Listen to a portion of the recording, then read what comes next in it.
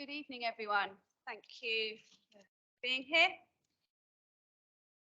And welcome all those in the gallery as well as all the councillors to the full council for 22nd of February 2023. I will just run through the emergency procedures. And in case of emergency, there are no planned fire drills. If you hear the fire alarm, please treat it as a real emergency and evacuate the building via the nearest safe escape route. The nearest escape route is via the stairs to your left as you leave the council chamber or public gallery.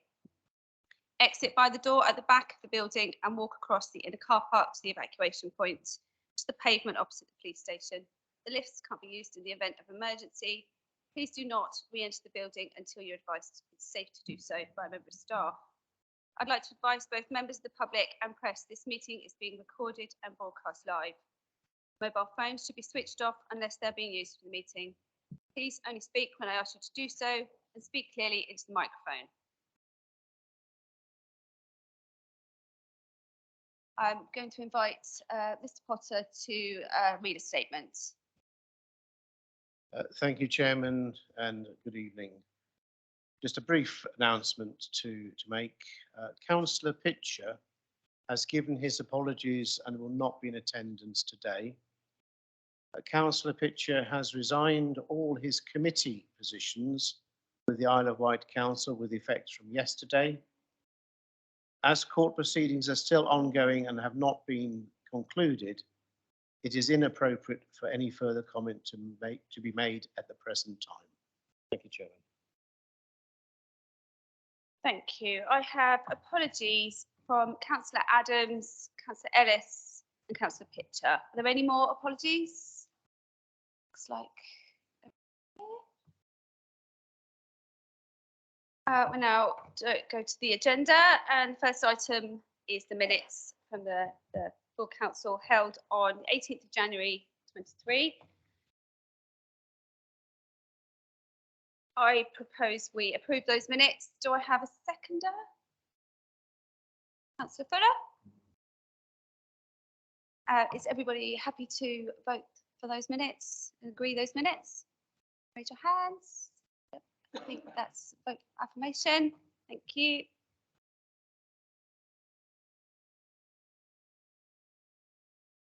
Just going to sign those minutes.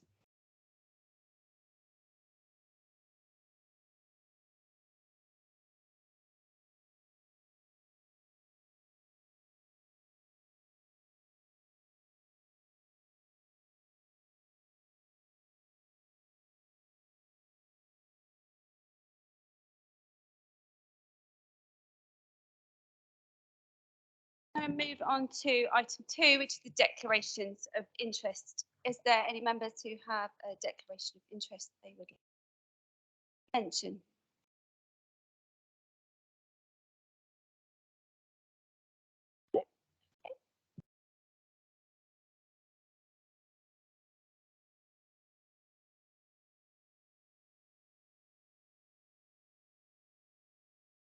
And on to item number 3 on the agenda, which is the public questions. We've got a time allowance of 15 minutes for the written public questions, and we have 2 questions received from Mr. S. Cowley and Ms.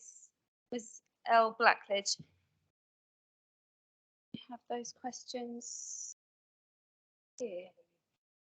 Are either of those? They've got written responses, so we don't need to read those questions out. No, okay, those questions have been dealt with written responses. And we have oral verbal questions as well. And I'm starting with Adrian Whitaker. Would you like to come to the microphone, Adrian? Thank you. Sorry, we can't quite. If you make sure that the red light should come on, is it working? Is that better?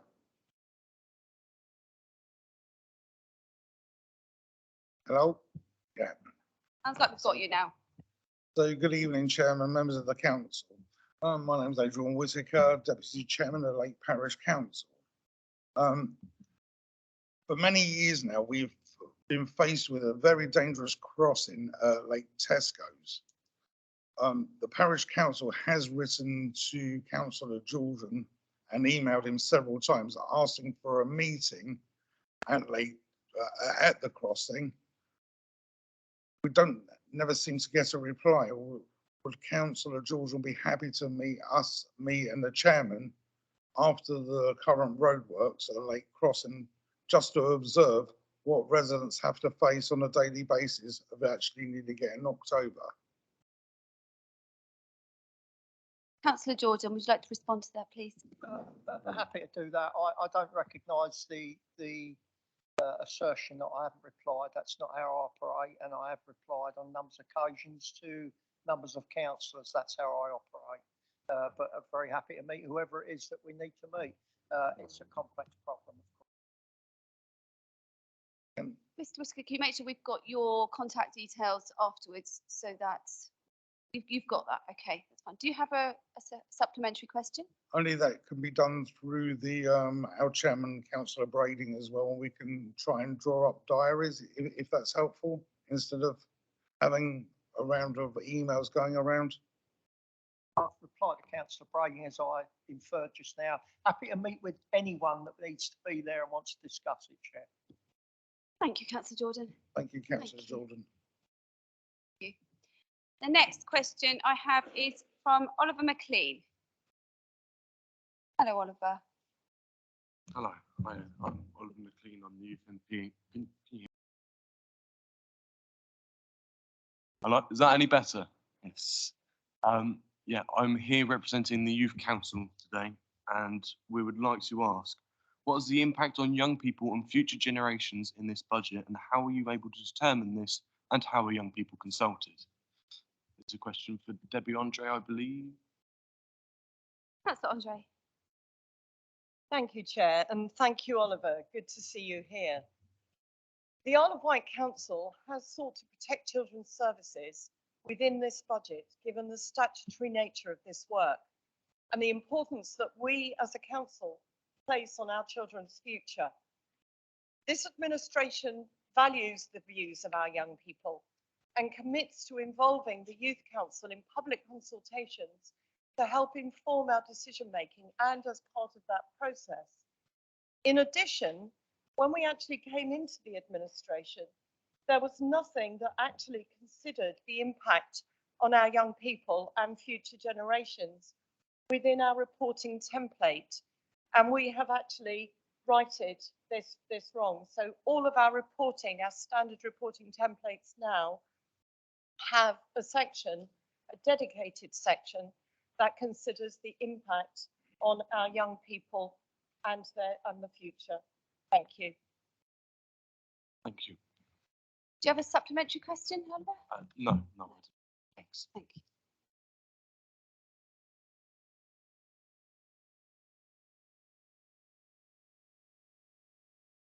Oh, could you just turn the microphone off up there? Is this?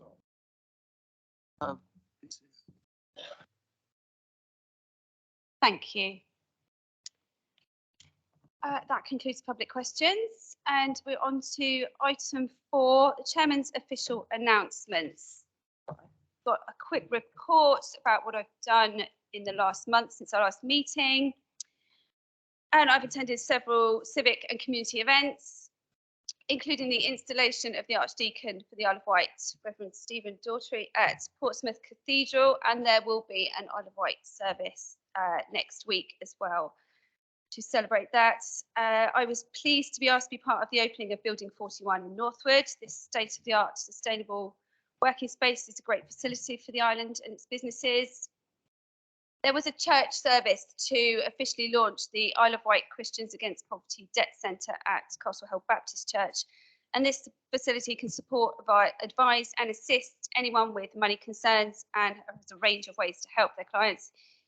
And I thank John Bastin, the administrator from Castle Hold Baptist Church, for leading the period of reflection for this meeting and telling some of the councillors more about that debt centre and their services. I also went along to the Dark Skies Festival organised by the New Carnival Company and AOMB last week, and that was a fantastic display. The artwork inside and out was amazing, and it was a real treat to experience those displays and activities. We are incredibly lucky to have the Dark Skies area on the island, and now that the lighting replacement programme has been done, the council are looking to progress that expression of interest. So I'm really excited about that. And the other thing was the visit to the council chamber by the 6th Newport Scouts, and that was really successful, and I'm hoping that we'll have more youth groups coming into the building very soon. So that's my report, but I've also got an announcement about the former councillor Arthur Taylor. His funeral will be at the Church of the Holy Cross in Church Lane in Binstead at 2:30 p.m. on Friday, the 3rd of March. So those that would like to attend to make a note of that. Is there anyone they need to know? Or no, just thank you. So that's item number 4. Thank you. And item number 5 is the leaders' update report. Councillor PC Wilcox, would you like to brief everyone? Okay, I've not written a report. As a number of you know, I've got very bad sore throat, so I'm not going to say anything. There's the report.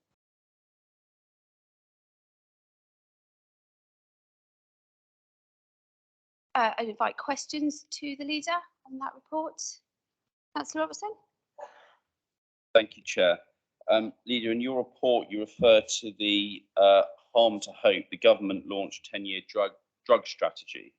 And I see that it's being, the partnership's being led by Simon Bryant, Director of Public Health. Do you know to what extent the police or the criminal justice system is involved with that? Because I know modern policing is about much more than just arrests and locking people up. And they've got a lot of very good diversionary programs, particularly in the northeast wise. I'd be interested to know how involved the police are in that partnership. Okay, I'll just give a quick, and then Councillor Love will come in. So basically, we meet up with the police on a regular basis under the Health and Wellbeing Board with Simon as well. So we're working really, really closely. I know under Karen's jurisdiction as the cabinet member, Councillor Lucioni, that they work very closely together. But I'm sure that Carl can probably give you a bit more detail. Thank you. Thank you, Chair. Actually, I don't think we need to add a great deal more to that. We work very closely with the police, as well as our youth justice systems and other people and partnerships. The service is expanding and developing, and we are currently we had an extension of funding, to give us an additional support for this year, and we will be developing that service moving forward. I don't think there's anything else to say about that. Councillor Quigley. You mentioned ride interchange, which is outside my patch, but I think of interest to a lot of people on the island.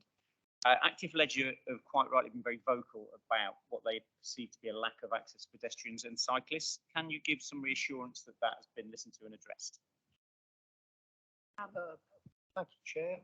Thank you, Councillor. Absolutely give you assurance about the scheme. It's progressing very well. It will be, it's finishing in stages, but stages very close to now. By the end of April, May, the whole scheme should be finished. The bus station will be finished first in a few weeks, followed by the pier, then followed lastly by the station itself. The cycleway which runs through the scheme was very, very much part of the DFT grant award and an insistence on them that we did it, and we have done so. There's a 3 or 6 metre wide running east to west, a cycleway up to the station from the east of Ryde and through the station, bus station area, and out onto the westerly cycle route up by the golf course. So absolutely, it's actually in. That was what the first thing they laid was the cycleway. Thank you, Chair. Thank you, Councillor Spink. Thank you, Chair.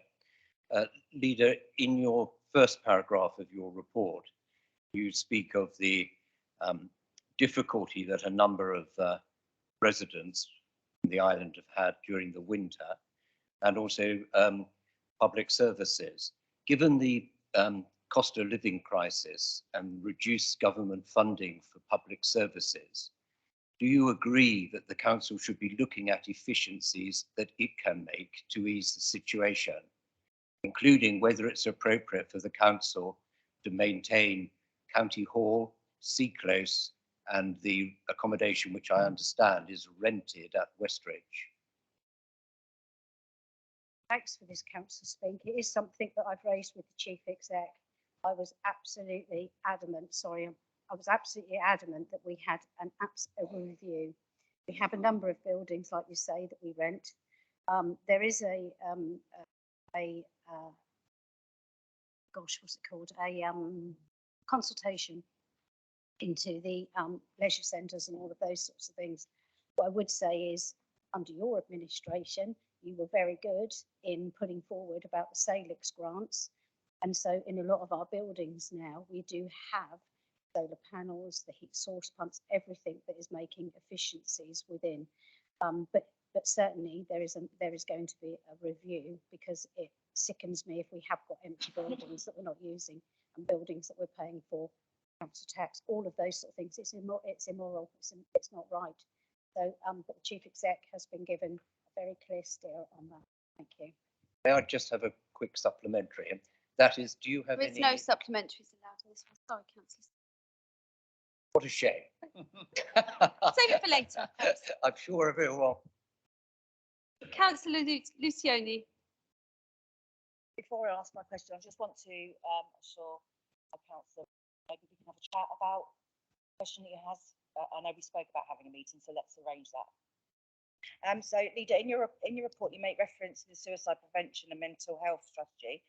Key component was public health targeting grants to grassroots intervention. How is the strategy working?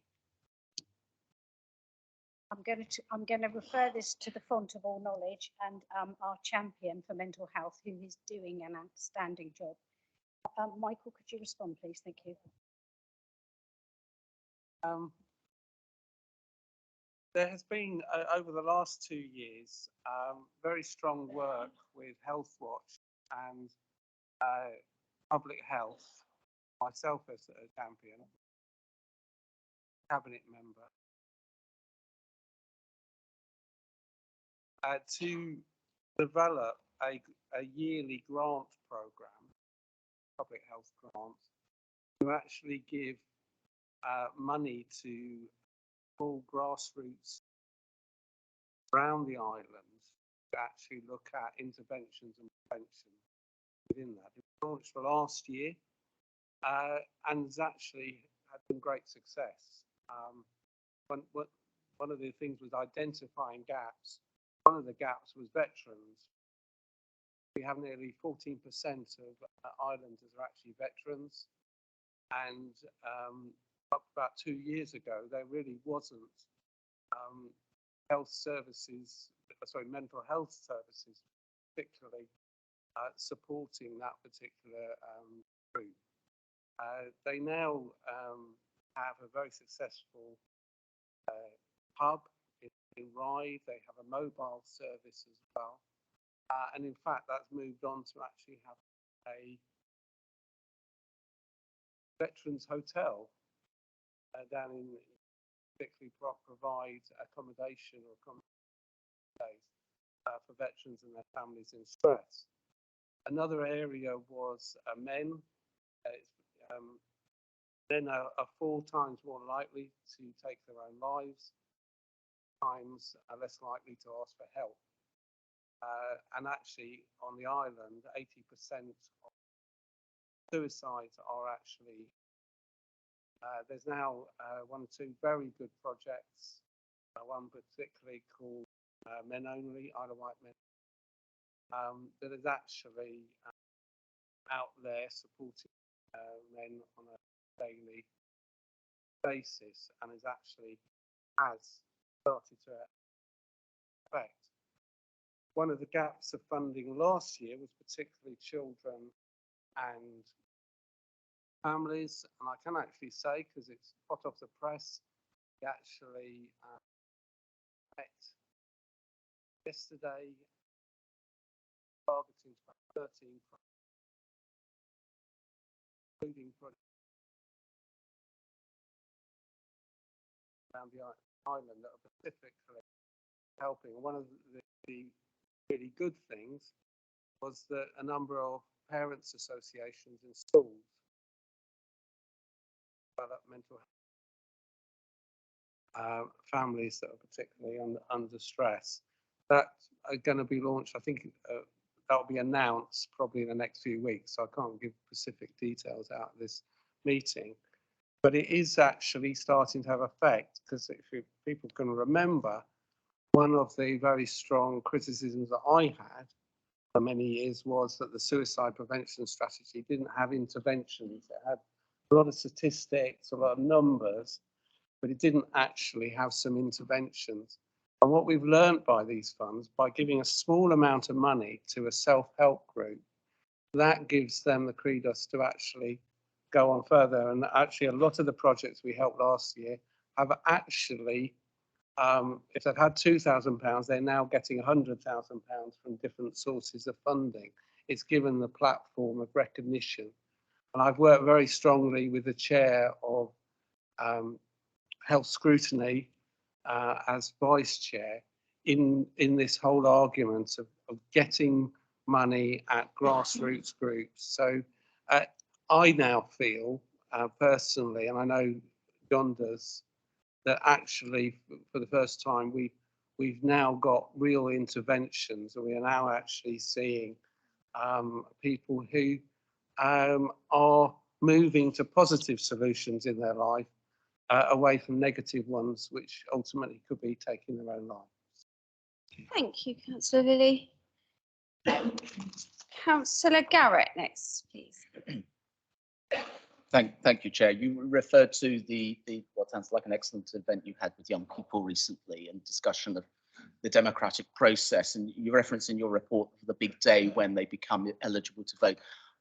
Chair, through you, would the leader agree with me that the council must do everything it can to ensure that those people who are about to become eligible to vote, but in fact all those people who are eligible to vote, are aware that the government has changed and it's imposing a solution to a problem that is negligible in this country, of requiring ID at polling stations, that she would encourage every part of the council to make sure those people know that they will need that in time for the general election that is hopefully coming sooner rather than later, because it would be appalling if young people, who the Electoral Commission is warning lose out disproportionately, but also older people, particularly above the age of 75, who don't necessarily have the requisite ID. So I hope she will agree with me that we must do everything we can to encourage people to know that there are other means by which they can gain a voting certificate to ensure that they will be able to take part in that most important of things, which is the democratic process at the ballot box. I couldn't agree more. Thanks for raising it. What I would say is, I mean, obviously national government have done quite a bit of work into about these ID things.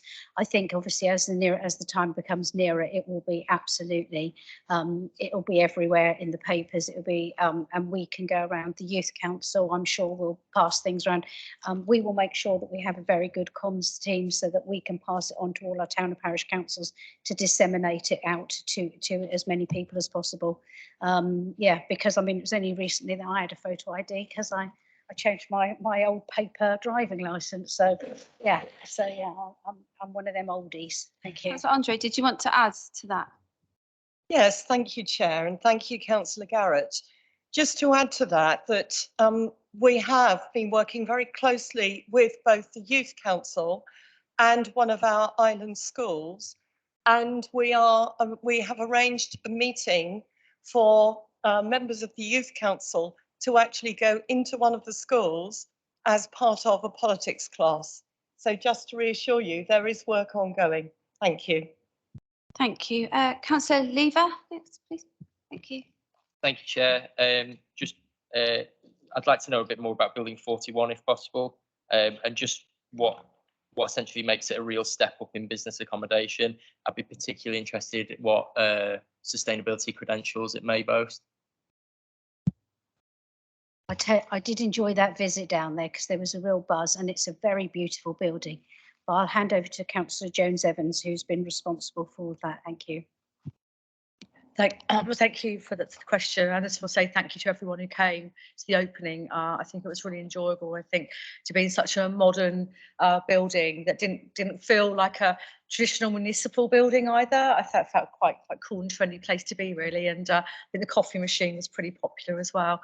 As far as we're going really well with people coming to work there. Actually, to date, all the offices are now full, which I'm really pleased to report. So we're ahead of schedule there, and we're looking now to get costed up the next phase of putting more office space in next door. Those who have been there upstairs, there's space for more offices, which will just basically be partitions put in there.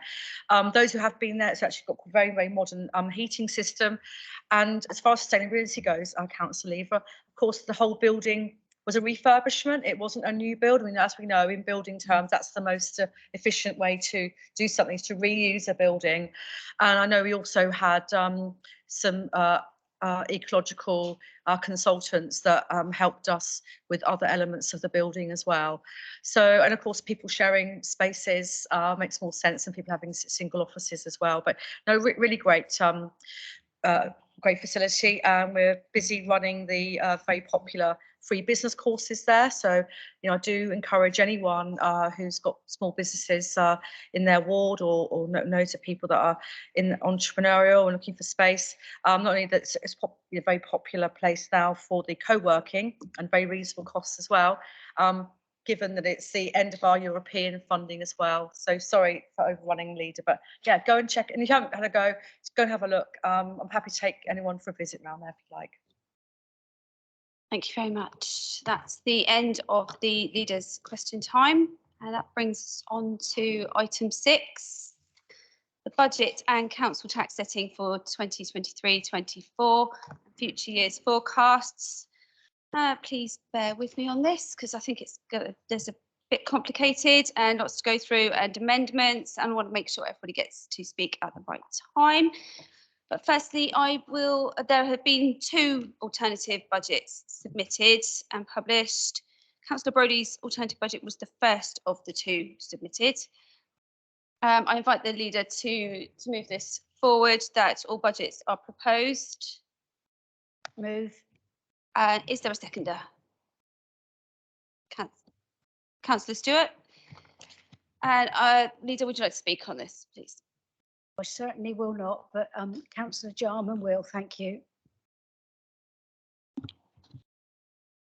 Thank you, Leader, through the chair. I'd like to start off by thanking Kerry Hubbleday and Chris Ward and our finance teams, and indeed all the staff, and there have been a lot who've been involved in producing this legal and balanced budget. That work started back in the autumn formally and has been quite an extraordinary process right up until today. Since the illegal invasion of the Ukraine by Russia, the international commodity markets, utility prices, and the COVID legacy have combined to bring significant turmoil to the world. The result of that turmoil has been to drive inflationary pressures and to demand national borrowing on record scales. Our Isle of Wight economics, together with those of every resident and business, have been stress tested to a pivotal point where our very continuance as a self-governing unified authority has been challenged and often discussed. Our very unique geography, demographics, and limited diversity of commercial activities amplified the importance of those challenges and their impact on us. We survived thanks to the significant mitigation measures that were introduced, the use of some 8 million of our reserves and treasury management savings. I took the early decision to engage with all the other groups on the council. I realise that's not a typical approach which has happened in past years, but something I'm very much in favour of. and with those ungrouped members so that all were informed of our financial situation, the inflationary pressures, and the need for fairly bold decision-making. It was also to ensure that all contributions could be considered and discussed in a very open way. There have been a number of questions which have come up during that time, and I've sought to share the results of those questions with everybody concerned, not solely with the people asking them, again, to make sure that we were kept on a level playing field during that difficult process. The budget that you've got before you is not what I think any of us would have wished for. I am aware that there are elements within it that all can feel are unsatisfactory, myself included. It is in many respects a survival budget. It makes serious and significant cuts in many areas, is predicated on an organizational review, details many expectations of savings, and hinges on future inflationary and other data over which we have no control. Monitoring our performance and delivery against this budget will need to be close to real time so that any divergence can be very quickly managed. It is, however, deliverable, structured, legal, prudent, and it maximizes the value of our reserves so as to preserve our resilience. The past year has taught us a severe lesson as to the value of those criteria, particularly the word resilience. Closing the gap between the 10% plus inflation, the rising demands, particularly from our elderly community and children's services, and the lack of a sustainable island deal compared to limited or cash flat income required strict prioritization and resolve. An early decision was to continue forward rather than surrendering the fate of our council, our residents, our business economy, and our island to government-appointed commissioners. We are all aware that others have surrendered, but felt that this would be a betrayal of the obligation and responsibilities we took on in being elected. We recognized the disproportionate cuts that would need to fall on discretionary services so that we could focus what funds we had on the core statutory ones. We accepted the challenge of maximizing revenue. We examined each budget line with tight scrutiny that resulted in many items being rejected, others delayed, and some, such as IT, being cut significantly. Importantly, we elected not only to ring-fence adult social care and children's services, but to meet their inflationary pressure and growing service demands. We have protected the agreed for funding for housing and explicitly provided support for those in greatest need, including extending the council tax relief from 65 to 70%. This is a fiscally and morally responsible budget.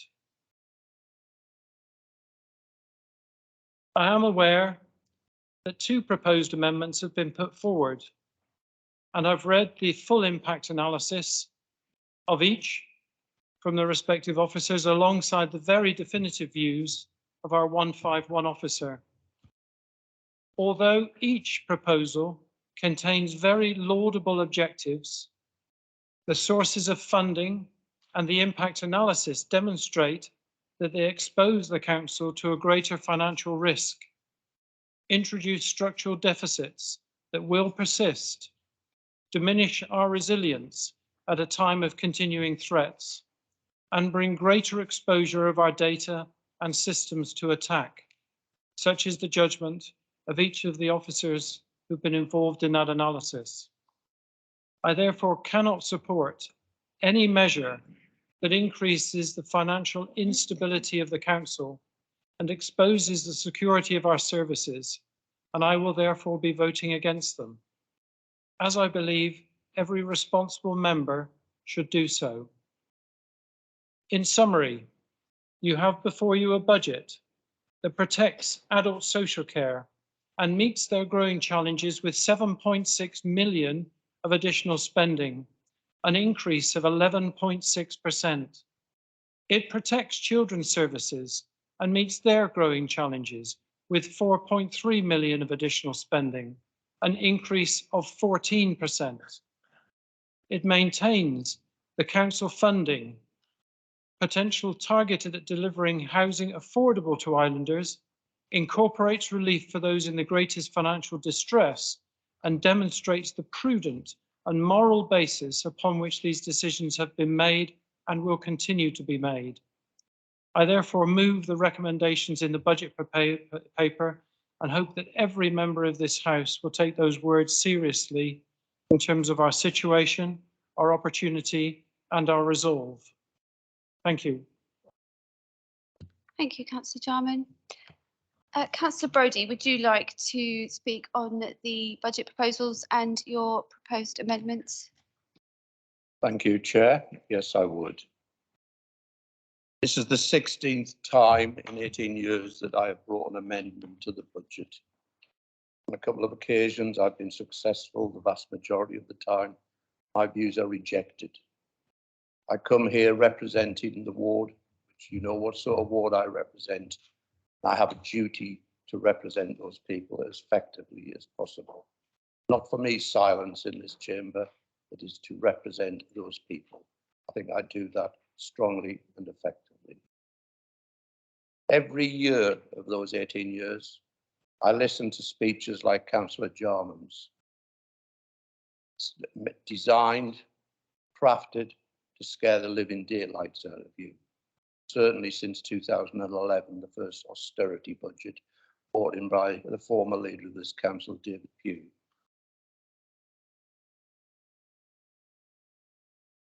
Strangely enough, every year, goalposts seems to have changed. Funding change, sources change. And I would stress to you that the amendment I bring and the one that the Liberal Democrats bring, which I will be supporting, you will find that the funding that we take out of the administration's budget will be there in 3 years' time. I guarantee you that. History teaches us the outcomes. I have absolutely no doubt about that. That is why every year I feel able to tinker with the financial calculations of an administration, just as I have this time. I think the budget process of this local authority has become immensely flawed. Councillor Jarman says he's been very open. The first time we saw the administration's budget was 3 weeks ago today.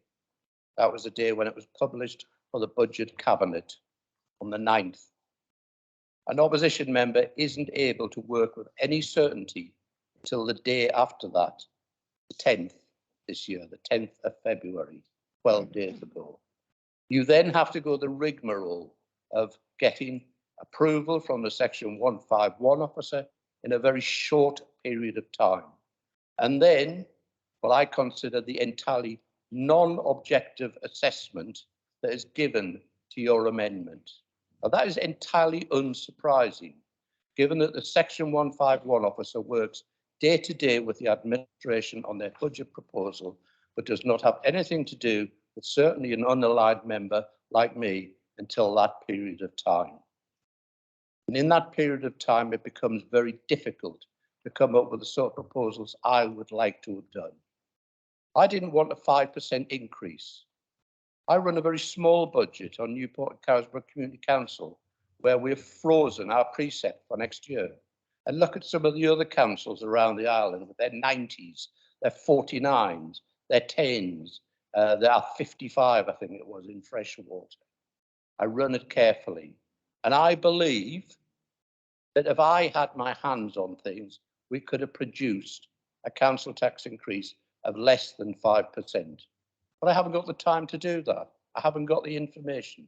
So I cannot oppose the 5% increase, but I can oppose your budget because you've made political choices that I cannot support.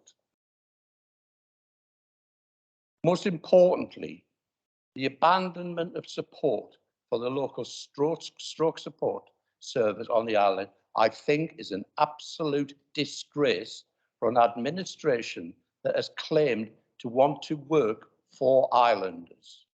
We've all received a number of lobbying emails from people, all of which I am sure, if you read them in any real depth, you will understand the difficulties that your cut will create locally. The claim that the Stroke Association nationally is so rich when you look at 1 year out of a context of 5 is dishonest in my view. And you should be looking at the overall context of the Stroke Association. £70,000 in the size of budget that we're talking about here today, a figure beginning with 1, you know, it's just very minuscule as far as I'm concerned. I'm astonished that Councillor Love didn't fight more strongly regarding that. The falls prevention service. Yes, the NHS should be providing that, but you may have noticed on the news that the NHS is facing all sorts of problems at the moment due to the absence of central government support. By preventing falls, you reduce the claims on your adult social care budget. Have you not worked that out yet? I was speaking to a lady of 91 in my ward only 2 days ago who spent 2 months in a nursing home in Rye after a fall that, in my view, could have been prevented if some railings had been provided at the entrance to her home. I'll endeavour to follow that through in the future, but that's the sort of thing. She hasn't got pots of money. She hasn't got money who can bail out, you know, the nursing home fees. This authority had to pay for that. That's what falls prevention is. I make no secret about Brooklime House. Brooklime House is in my ward. It was introduced into my ward at the time when Councillor Mosdell was the cabinet member for adult social care. It's an important provision for people with learning difficulties to live in the community. But increasingly, those residents come to my community charity for help and support and together. They come to us on a regular basis and we offer them support because that's what we're there for. And yet you're talking about reducing that service to them. I don't believe you can reduce anymore. A service where, when I've arrived, I found people sleeping in the hallway to it. And the housing association that's responsible have taken ages to deal with it. And you want to cut the service to Brookline House. And at a time of high inflation, 10.1%, I think it is at the moment, you want to really hit people at their lowest time when they've lost relatives and friends, and you want to hit them with 20% bereavement charges. I propose that you halve that down to what inflation is and bring in the rest of it next year. They're the main things I've done. I have very little issues with the Liberal Democrats amendment. No doubt we'll hear from Andrew Garrett in a second. I believe that somewhere within here, there's a cross-group budget, a composite, sort of thing we used to do prior to 2016, when we went into this regime of opposition being excluded from true budget formulation at Budget Council. The number of times in the past where we used to have suspensions to go and produce a composite of ideas. We're not allowed to do that tonight unless we suspend procedural rules, which requires 50% plus 1 of councillors to do that. I might propose that later on, I haven't decided yet.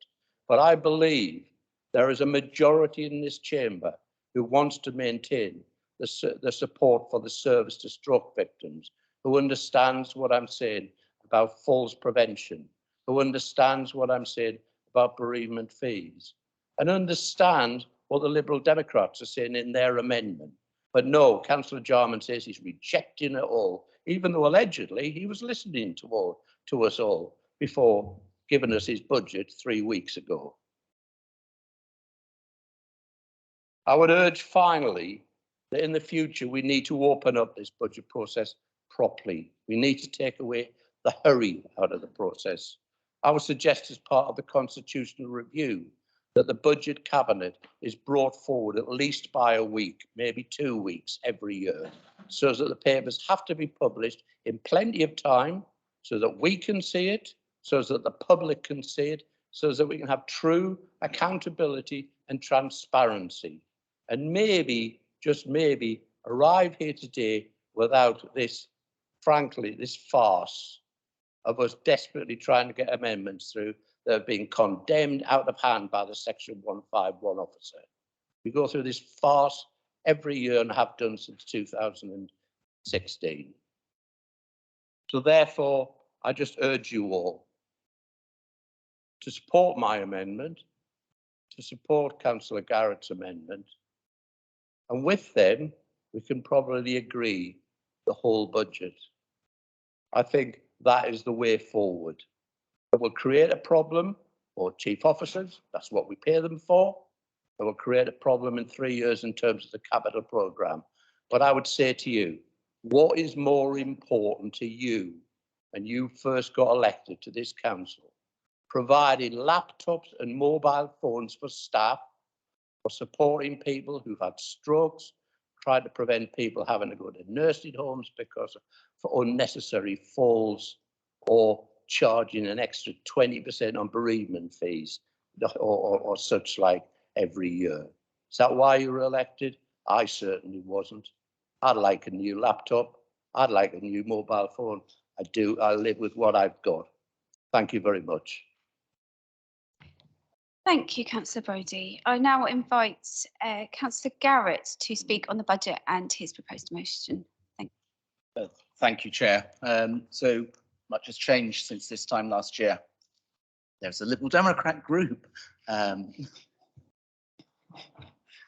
saw somebody, I think it was on the white in the comments, says, is two really a group? Well, it is in law. It is in law. And it is bigger, apparently, than Councillor Quigley's. I leave people's imagination to that thought. So it is a Liberal Democrat group amendment.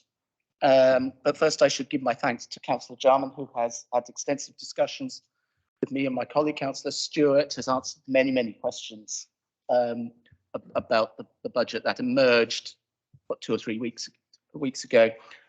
And to those other cabinet members I've had conversations with and we've had conversations with, I thank them for listening to what I've had to say, and I've listened very carefully to what they've said as well. I hope nothing will mean that we fall out, because generally I am supportive of the administration. I just look to tweak what they are doing, and that's what we hope we can achieve with this amendment. It's a Liberal Democrat group amendment which is founded on Liberal Democrat principles. Our constitution in its preamble says that we exist as a party to build and safeguard a fair, free and open society, in which we seek to balance the fundamental values of liberty, equality and community, and in which no one shall be enslaved by poverty, ignorance or conformity. That's what drives me. I believe that's what drives my colleague, Councillor Stewart. The budget before us is, on balance, a good budget in terrible circumstances. Councillor Brodie and others, Councillor Jarman said nobody would want to vote for this budget. It is a budget which builds, sadly, upon year after year of excessive cuts. I recognise, Councillor Brodie, before he brings me up on this, that austerity measures were started under the coalition government. They went too far towards the end and have continued too far since then. But I do think the budget could be a little bit better and recognise specifically the cross-chamber worry about the housing crisis. The amendment should be no surprise to anybody. These are things I've articulated privately to members of the administration, and the members of the administration will have heard at the cabinet meeting when I spoke about them and highlighted particular concerns. One thing I would say, although it does not refer to any indicative savings other than the library book fund, other items do worry us, and I would remind cabinet members they are indicative and that they must urgently review in certain areas, not least discussions around the Stroke Association and around falls prevention. I've provided for a preface to our amendment. We provide a preface which we set out first and foremost the need for a radical rethink of the corporate plan that I hope is going to carry on at pace. Poverty, addressing poverty is vital that it continues within that. And I'm very, very pleased that we are reversing a cut in the local council tax support scheme that was made 2 years ago, and that there are also provisions in the capital programme towards poverty measures. I do agree with Councillor Brodie that the process should be better. I would go much further and insist that indicative savings appear before Christmas so that everyone, councillors, stakeholders, and members of the public, aren't faced with surprises and shocks, but can engage in proper dialogue. But I'm going to come on to the thrust of the amendment. So 45 years ago and a little bit, the member for the Isle of Wight, Stephen Ross, rose and moved a motion on the second reading of the Housing Homeless Persons Bill, which went on to become an Act of 1977. And he said in there, I paraphrase a little, there has been a general improvement in terms of both numbers and quality of our housing stock, but paradoxically, we still have homelessness. We have plenty of empty houses, but we still have homelessness. The causes of varied family lifestyles have changed over the years. It used to be believed that a short stay in some kind of temporary accommodation would be adequate to tide people over until they could make arrangements for somewhere permanent to live. That may have been so then, but the nature of homelessness today is certainly not like that. The need of most homeless people is a permanent solution to their problem, which they have been unable to arrange for themselves. You can advance this 45 and a half years, and those words are as salient now as they were then. And that is a tragedy that this country has not moved on in that way. The Act did create a foundation for dealing with homelessness, which was very, very, very important, and provide duties upon councils, which are effectively rights because of the way in which the Act is actionable by people who are affected. But I want to come on to the whole idea of how do we get more housing on the Isle of Wight, and I'm greatly appreciative to Chris Ward and Kerry Habbleday for the discussions I have had on this. I hope that I do not mangle their explanations to me. You'll note in the preface that I've said that it's vital that we have an acquisition strategy for evaluation and delivery on housing. Those key points must, in that evaluation and part of that strategy, must be the cost of acquisition, the cost of bringing up to standard, level of rental income, repairs and maintenance, issues of obsolescence, management costs, the impact of voids where there's no tenant, no income, delinquencies where rent is not being paid, and debt costs. We look at that over typically a 50-year lifetime, I understand, and look at that in the idea of viability. The focus of this amendment is to provide greater flexibility and greater viability for some of the proposals that might come forward. I understand the greater the ratio of cash to borrowing, the greater the flexibility. The greater the flexibility, the greater the opportunity. And in these times of higher interest rates means greater borrowing costs. More cash being available will have a positive impact on the viability of any particular acquisition. Cash can compensate for higher interest rates, but only if cash is available. Typically, we're thinking cash per unit, I understand, is of something of £15,000 to £20,000. So the amendment would introduce £300,000 to the housing delivery programme.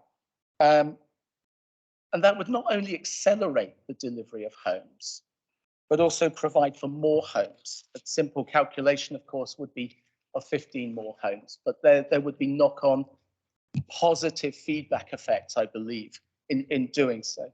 So where are my sources of cash? Where do Councillor Stewart and I look? We looked at the 4th year of the IT programme. There's no threat to laptops and mobile phones in years 1, 2, and 3. Indeed, any rolling programme always has to be reassessed the following year because a year has dropped out. I don't believe that there's something special about this year that means that next year we cannot be looking at the next year and the next year and the next year. But what I do think is special is that there is a housing crisis on this island and that we should address it now. And we should address it more fulsomely than the budget moved by Councillor Jarman will do so. Adds about 20–25% to the available cash there. the monies we would take are quite prudent, I believe. It's a reduction, not an elimination. It would certainly allow for review of the specification provision of the IT that is being made available. I've recently bought a new laptop. Mine will last me future-proofed one way or another, including all its security requirements, for far more than 4 years. That is the nature of modern equipment. But we can satisfy ourselves of that by making sure that it comes through our audit and scrutiny processes so that we can shine a spotlight on that area. And be sure that indeed that we are providing the right specification of equipment in the right way for people to deliver their jobs in the most effective way. We also propose that we delete a ring-fenced sum of money to a cultural centre feasibility study. I don't stop the feasibility study from happening. I do think it, though, should be proceeded through the more stringent requirements of the transformation reserve. Looking back at documents in 2016, which was saying that regeneration, which is this broadly within this, we should be bringing in £15 million per year of extra revenue. That's certainly a document that I saw. I don't know how realistic that was at that time. It doesn't seem to have been realised in the way that we'd have hoped. But our ambition should always be that activities in this area are revenue positive. So I dispute the assessment in the document around revenue neutral. I think we should be more ambitious and are capable of being more ambitious in terms of how this would affect our budgeting process. Overall, I don't think that's an onerous thing to ask for. But in conclusion, I do pick out one indicative saving that I know brings in a structural problem, but it's a tiny structural problem and can be addressed in future years. The Section 151 officer has, of course, been privately scathing in his remarks about this, because he's quite right. We should be always looking for no structural issues whatsoever. But I do think not slicing off of the library service, the one service that all of us could think is accessible to all, free to use that at the point of use should be saved. But I repeat, Michael, that other areas should be looked at urgently before this budget, whatever shape it is, agreed tonight, should go forward. I'd finally say that I do believe there is a place for having a sense of horse trading in a balanced council. This is a balanced council. No one group has overall control, and no one group can expect to win every vote. Although one group or another might align with another, as it has happened, and get general support on that. I recall my early days on Southampton City Council, when at one point we started our budget meeting at 2 o'clock in the afternoon, and at midnight and I think 20 minutes past the budget that night. Now that's not satisfactory, but does show it is possible for groups to negotiate across the political divides, to discover that we do actually share vastly more together than what divides us. And I think there is a scope for finding a system that allows us to do that in some way in the coming years. Certainly, I do believe that indicative savings should be coming forwards, including indicative capital programs, much earlier than they have been. I do believe, actually, if I'm right, the Conservatives did do that one year. It's difficult for an administration because you take a lot of flack.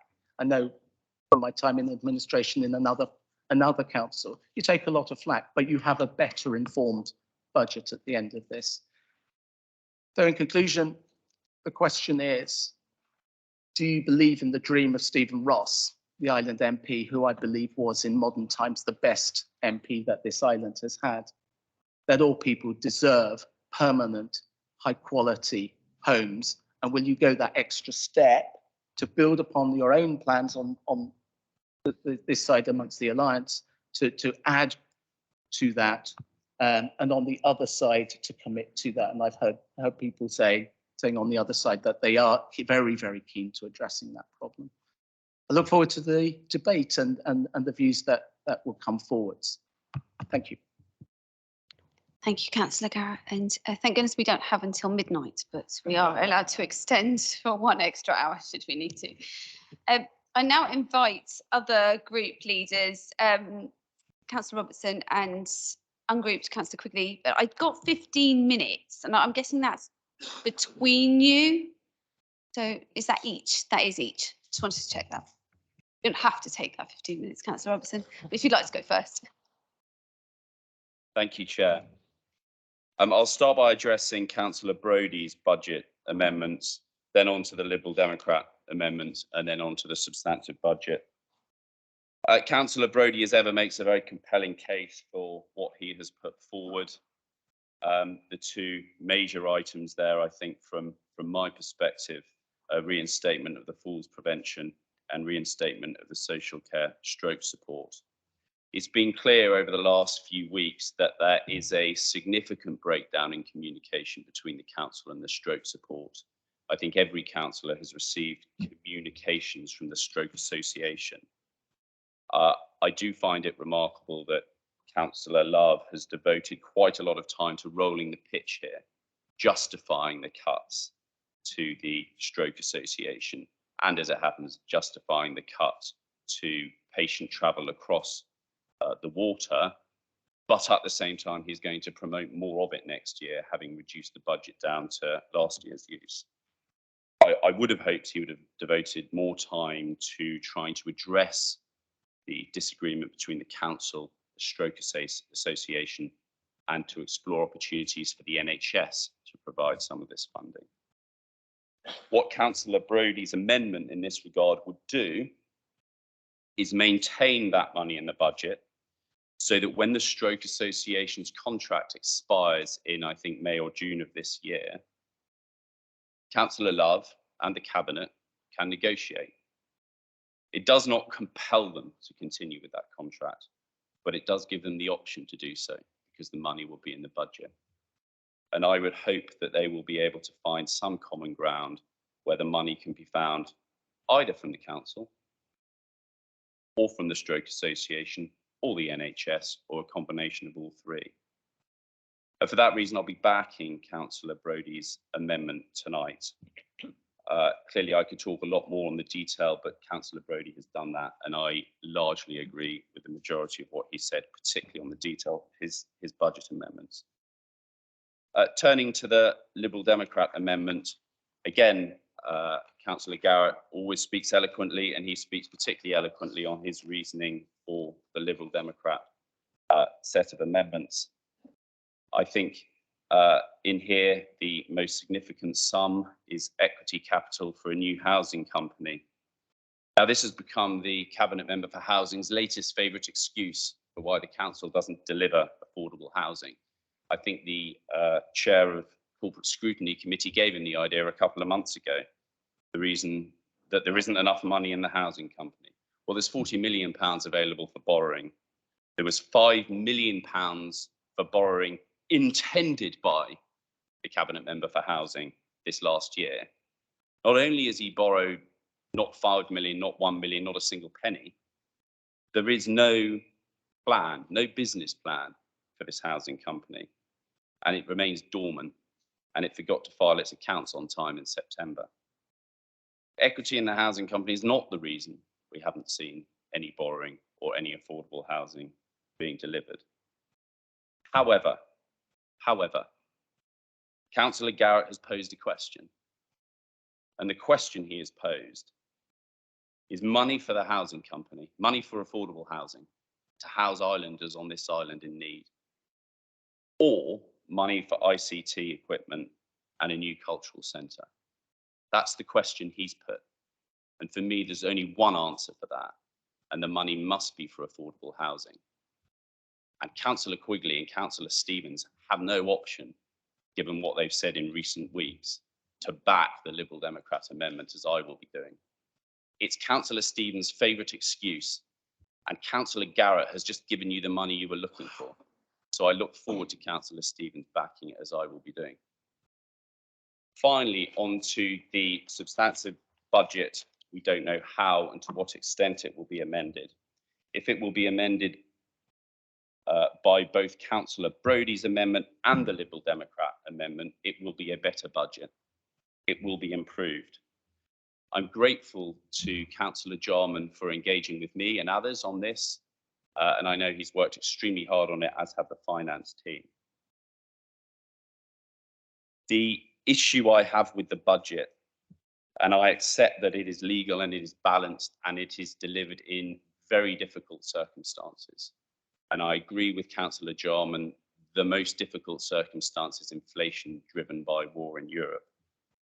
However, the worst aspects of this budget have come about because of this council's waste, and for no other reason. Last year, the taxpayer, island residents, subsidised the floating bridge to the tune of 1.2 million. The previous year, 2.4 million. Next year, nearly 1 million. And there's absolutely no plan, no end date for when that subsidy will stop. And by subsidy, I mean the amount of money that this council is spending on the floating bridge after all the receipts it's received from tickets. The Tour of Britain event never took place on the island in September. We know why, we understand why. This council spent 250 sponsorship money it gave to the Tour of Britain to host the event. And instead of saying, fine, it had to be cancelled because of the passing of Her Majesty, bring it back next year or we want our money back, the council said, keep our money, it was unforeseeable, and if you want to come back in the future, that would be great. In my view, and I think in the view of taxpayers and island residents, that is money that should be back in the budget of the Isle of Wight Council. Millions are being spent on temporary accommodation for people who could be in houses if we borrowed and bought affordable housing. 1.3 million is currently being spent on this building, half of which is council money, on new windows, LED lighting, and heat and ground source heat pumps. These sums would, if these sums had not been spent and this waste had not occurred, there would be no need to extract 250,000 out of island motorists for parking. And it's actually not a tax on island motorists, it's a tax on the high street and businesses. This is further disincentive for people to go shopping in the high street, in Newport, in Ryde, in Sandown, in Shanklin, in Lake, and all the other towns on the island. And they'll go to the big supermarkets where parking is free. So for that reason, I cannot vote for the budget, even if it were amended. And I hope it's amended because I think it will be a better budget for it. And it may well pass, but not with my vote. Thank you. Thank you, Councillor Robertson. Councillor Quigley, would you like to speak now, please? Yeah, I sort of lost my thread after that. Well, I will make the point is the best thing you could do, Joe, after that lengthy speech, is change the way you vote in the next general election. But we'll come to that another time. I'll get you a membership form for this. The Labour Party. It is a horrible budget, and it's barely a survival budget. There's no joy in any of this. And Councillor Brodie makes some excellent points, and we would all agree, as we would with Councillor Garrett. We're talking around the wrong thing here. We're talking about trying to nail a blancmange to a notice board, but we haven't got a blancmange or a notice board, or a hammer, or the nails.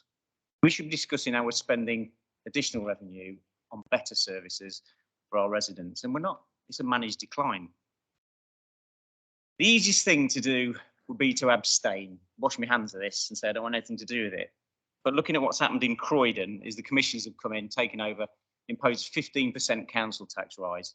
I can't be part of a decision that puts 15% council tax rise on our residents, because that is worse than anything we're talking about this evening. Several members of the Conservative group admit in private their dismay, as I have, at government reduction in funding, because they're decent people. As we ascertained at corporate scrutiny, we're £10 million short of standing still. That's standing still. That's not nothing new. That's not improving services. That's not giving above average pay rises. That's barely even keeping pace with inflation. That's just a standstill as we were last year. So it doesn't matter how we slice the cake or who holds the knife. The cake is half the size it needs to be. And moving 10 grand or even £100,000 isn't going to really make a lot of difference. It sounds great, it'll get in the press, and everyone has a little moment of glory. It will make not one bit of difference to a 4.99% increase in council tax, very little difference to delivery services, and all that next year's will cut anyway. And I do agree with Councillor Brodie that money does turn up, but this at the moment it hasn't. And inflation really isn't our friend. And even if it reduces to 5%, it's still 15% higher than it was last year. And that's the point what we need to remember. So what we need or needed was the island deal that we promised. We needed it yesterday. We needed it last year. We certainly need it by tomorrow. What we don't need is empty promises on that matter from our absent MP. So very unwillingly, I can't support either amendment, and I reluctantly will support the budget. Thank you, Councillor Quigley. I now come to ask, who's the timer first? Timer's off. I now come to ask any other members of the council if they would like to speak on the budget or any of those alternative proposals. You'll make a list here of names for me, and there's 3 minutes each on this. Thank you. Councillor Ward, go first. Thank you, Chairman. Looking at these amendments, I have one concern, and that is the cultural centre. If we are going to keep moving forward as a council and as an island, we mustn't stand still. We have to look at improving the island, improving our facilities, so on and so forth. Now, I view the cultural centre, and I understand we're taking the stuff out of Cokie Bottom and going to present it to the public and to all islanders here, you know, in Newport. Fine, I had no problem with that at all. I think that's a positive step forward. So, Councillor Garrett to take that £160 away, I think is a negative step, but I understand why, and I support his reasons for it. What I want to do is suggest an alternative. Why don't we go after commercial investment? We don't have to spend public money on everything. Commercial investment is out there. We've got to find it. We've got to go after it. I can quote 2 projects in Sandown that stopped dead because that administration pulled the rug under developers and commercial investment. We have got to look forwards in a positive way. And if we can't get public money, and I don't believe we should rely on public money, we should be using our own initiative and getting commercial investment. Thank you.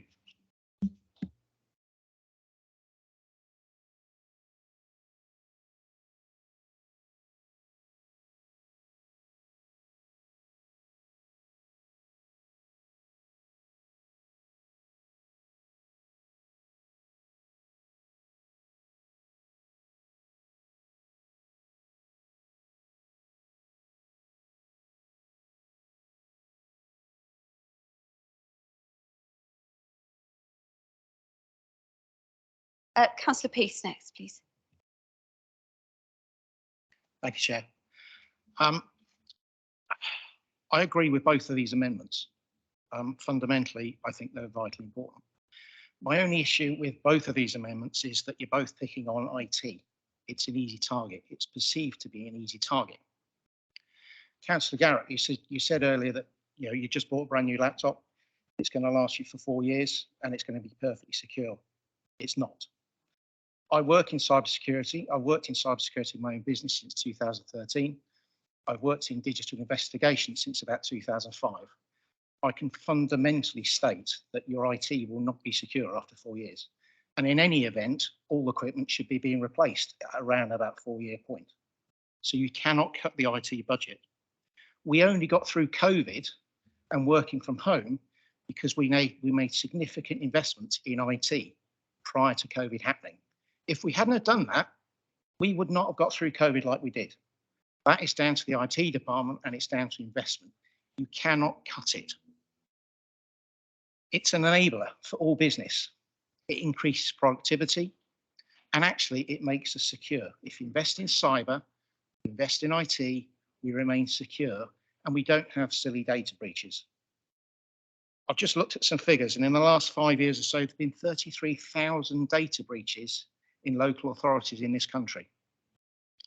Most recently, Redcar, Cleveland, and last year was Hackney, where sensitive data was leaked on the dark web. If that happens, the council will get fined. There'll be GDPR fines that can be up to 4% of global annual turnover. That's a significant amount of money. You invest by not losing. That's why fundamentally IT can't be cut.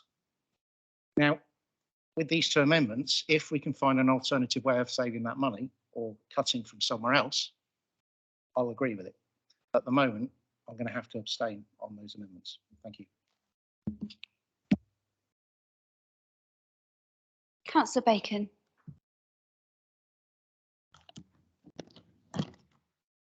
Thank you, Chair. I want to just pick on or highlight one particular point of the information before us, and those are the comments of the Section 151 officer. In relation to the Liberal Democrat amendment, very clearly the comment is that there is additional operational risk to the council, and that, really following on from what Councillor Peace said, is something of serious concern. Things are difficult enough at the moment, but to create a situation where services that we can and indeed must provide are going to be put at additional and unnecessary risk, that must be avoided. The last 12 years of government-imposed austerity has put us in a position where things are at risk generally, including, as some other councils have shown, potentially our very existence. So to add to that burden, particularly when that would have a direct effect on frontline services, is really something we should not do. It does open us up to the risk of failure as a council, as has happened elsewhere. And if that happens, if the commissioners come in to vote for an amendment that openly puts us at additional risk, is exactly the sort of decision that stands to be criticised and undone, to say, given that advice we have received. We must remember, like it or not, that the Section 151 officer is the one who decides if we are still viable as a council. So we must give great weight to his views. And yes, to follow up what Councillor Quigley said, we do not want to end up like Croydon. Far from it. In relation to Councillor Brodie's amendment, again, the Section 151 officer has commented. I won't repeat what I've said about his comments generally, but of course, that amendment does not just talk about additional risk, but of significant risk. Those are the Section 151 officer's words. And also something further in relation to that amendment, that it would reduce the financial resilience of this council. And indeed, Councillor Brodie made it clear in his speech that his proposals will create problems in a few years' time. We heard it just a few moments ago. As such, we are in difficult times, but to willfully make things worse when we've been told that is precisely what will happen, both by a Section 151 officer and in case of Councillor Brodie by himself, I would suggest that means that to be sensible, whether we like it or not, we cannot vote for either amendment. Thank you. Councillor Jones-Evans, next, please. Thank you, Chair. Yeah, I just want to again give my thanks to all the finance team. This has been going on for months and months. It's very, very hard work, lots of soul searching, lots of number crunching, and lots of moving parts. And my colleague, Councillor Jarman, for keeping a close eye on that and keeping us all informed, and also for his work across the chamber with the other members. I mean, I don't think that's ever happened in my experience, that you've been so so generous with your time and listening to people. I just want to pick up on a couple of things. As you might expect, the cultural centre is something that's very, very important to this administration, to this council, to the island. In fact, it came out of the Newport Harbour consultation that a cultural centre there was very important. This is work was started in, say, 2018, so it's been going on for some time. The cultural centre performs one very important function above amongst many, and that is for our records office. We have been under the eye of the National Archives for many, many years now, and they are on board with us with this project, and we really need to move it forward. Councillor Ward, this part of the project is a feasibility study, REBA stage 2, see if it's possible. Also, part of that is really important is that financial strategy, but then we can then go out to the market, go out to find private investors, maybe benefactors, Arts Council, and so on. So this is a really important stage to get us to that next available stage. And I thank you so much for your support, that you realise it's very, very important for the island. But the hard work actually starts here. We've done lots of months of hard work and soul searching, I said, but really keeping moving forward, keeping hope in this council, keeping working towards creating a better environment for all of our residents. We still have to keep doing that. Otherwise, we may just give up. And that's why we've worked so hard and cross-chamber to present a budget and not give the keys in, as Surrey, I think yesterday, I saw the news, have done as well, and other councils. For my portfolio, particularly, I'll be working really hard with my team. We've been working on this for a few months already. Is for One Leisure, to bring that back into balance there. As you probably see across the country, we've had at least 30 swimming pools closed. 300 have now cut their opening hours or increased their membership fees or reduce the temperature. And locally, of course, we've just heard of another swimming pool that's closed. These facilities are absolutely critical for many, many people on the island. It adds richness, adds well-being for our residents. So just try and imagine an island without these facilities, and I really don't want to. So I should be working really hard as the months to come, and I won't be able to support either amendments. I'm really sorry. Councillor Mosdale. Thank you. Firstly, thank you, Councillor Jarman. We all know how difficult it is to present a budget, but can I just gently remind you that when you talk about adult social care, you mentioned just the elderly, and actually adult social care covers everybody with learning disabilities from the ages of 18 to 64, and they are the most vulnerable in society. And I think in a speech, they should have the right to be included. Just a gentle reminder, I know it's very difficult at the times when you're giving those speech. Well, what a choice. So a cultural centre or housing, it's actually quite an emotive decision, really, isn't it? But I don't think it needs to be. I think actually, yes, I agree, the housing is the most important. And at least I can sit here as a councillor and speak from strength, as I think one of the best social housing developments that has happened has actually, I have fought for people are moving in, is Branston in my ward. So I definitely don't sit here and say that I'm against social housing. I'm definitely absolutely 100% for it. But I shouldn't have to choose between that and actually reigniting some life back into the island and into our capital. I can remember when my children were young, and I'd take them to Hazley Manor and Arraton Manor and all these different places on the island where they could have a day out, and somehow or other I've managed to get them to learn a little bit about the island's history. We're losing all those places, and we're meant to be a place that encourages tourism. I want to be able to take my granddaughter somewhere where she can learn about the history of the Isle of Wight, and actually has been supported by the council for that to happen, to go into the centre of the town and not just walk past empty shops and something like that. A reason for us to come here.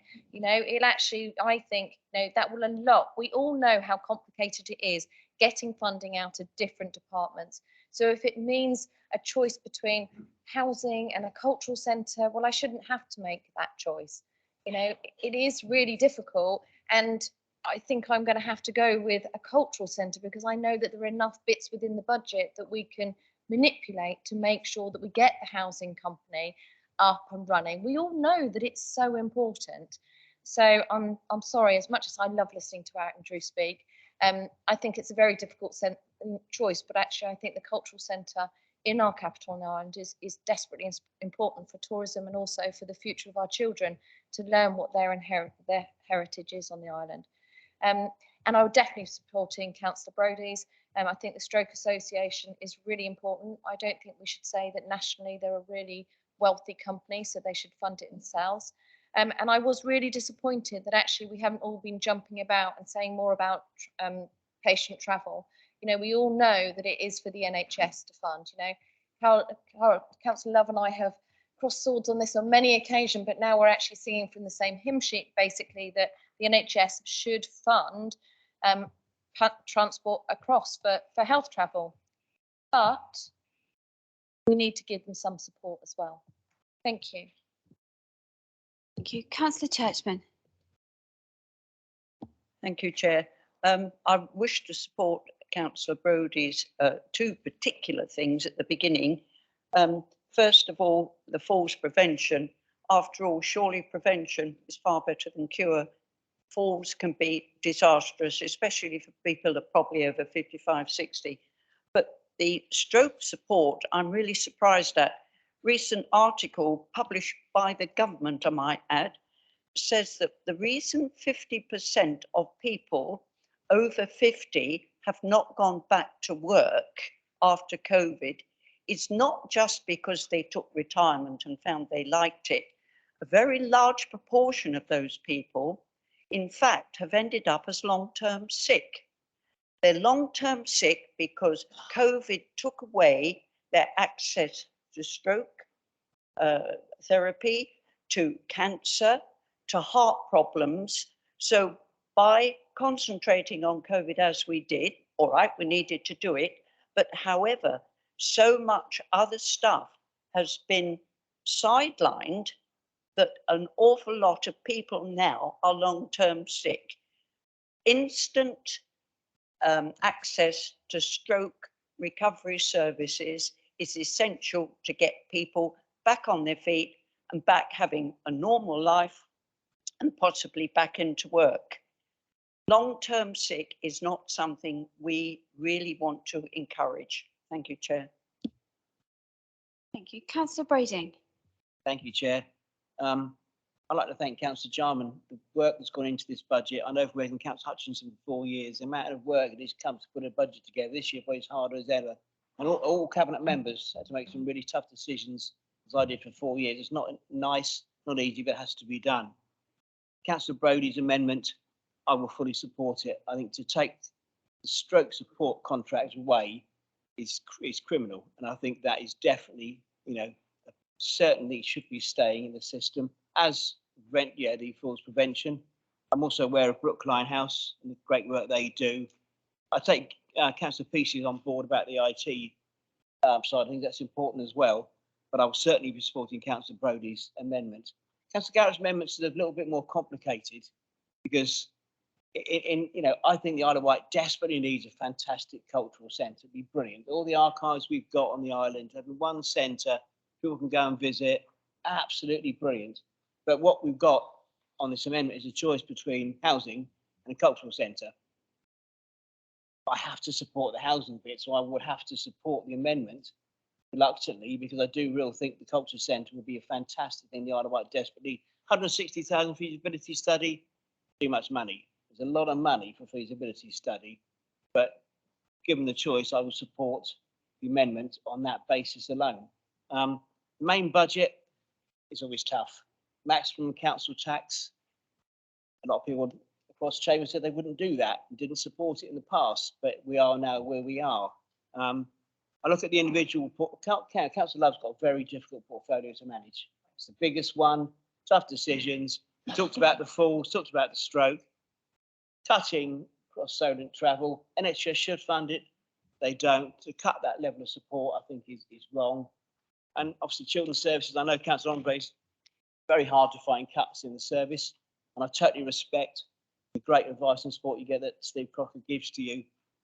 The biggest expenditure in children's services is housing children off the island. It costs us millions.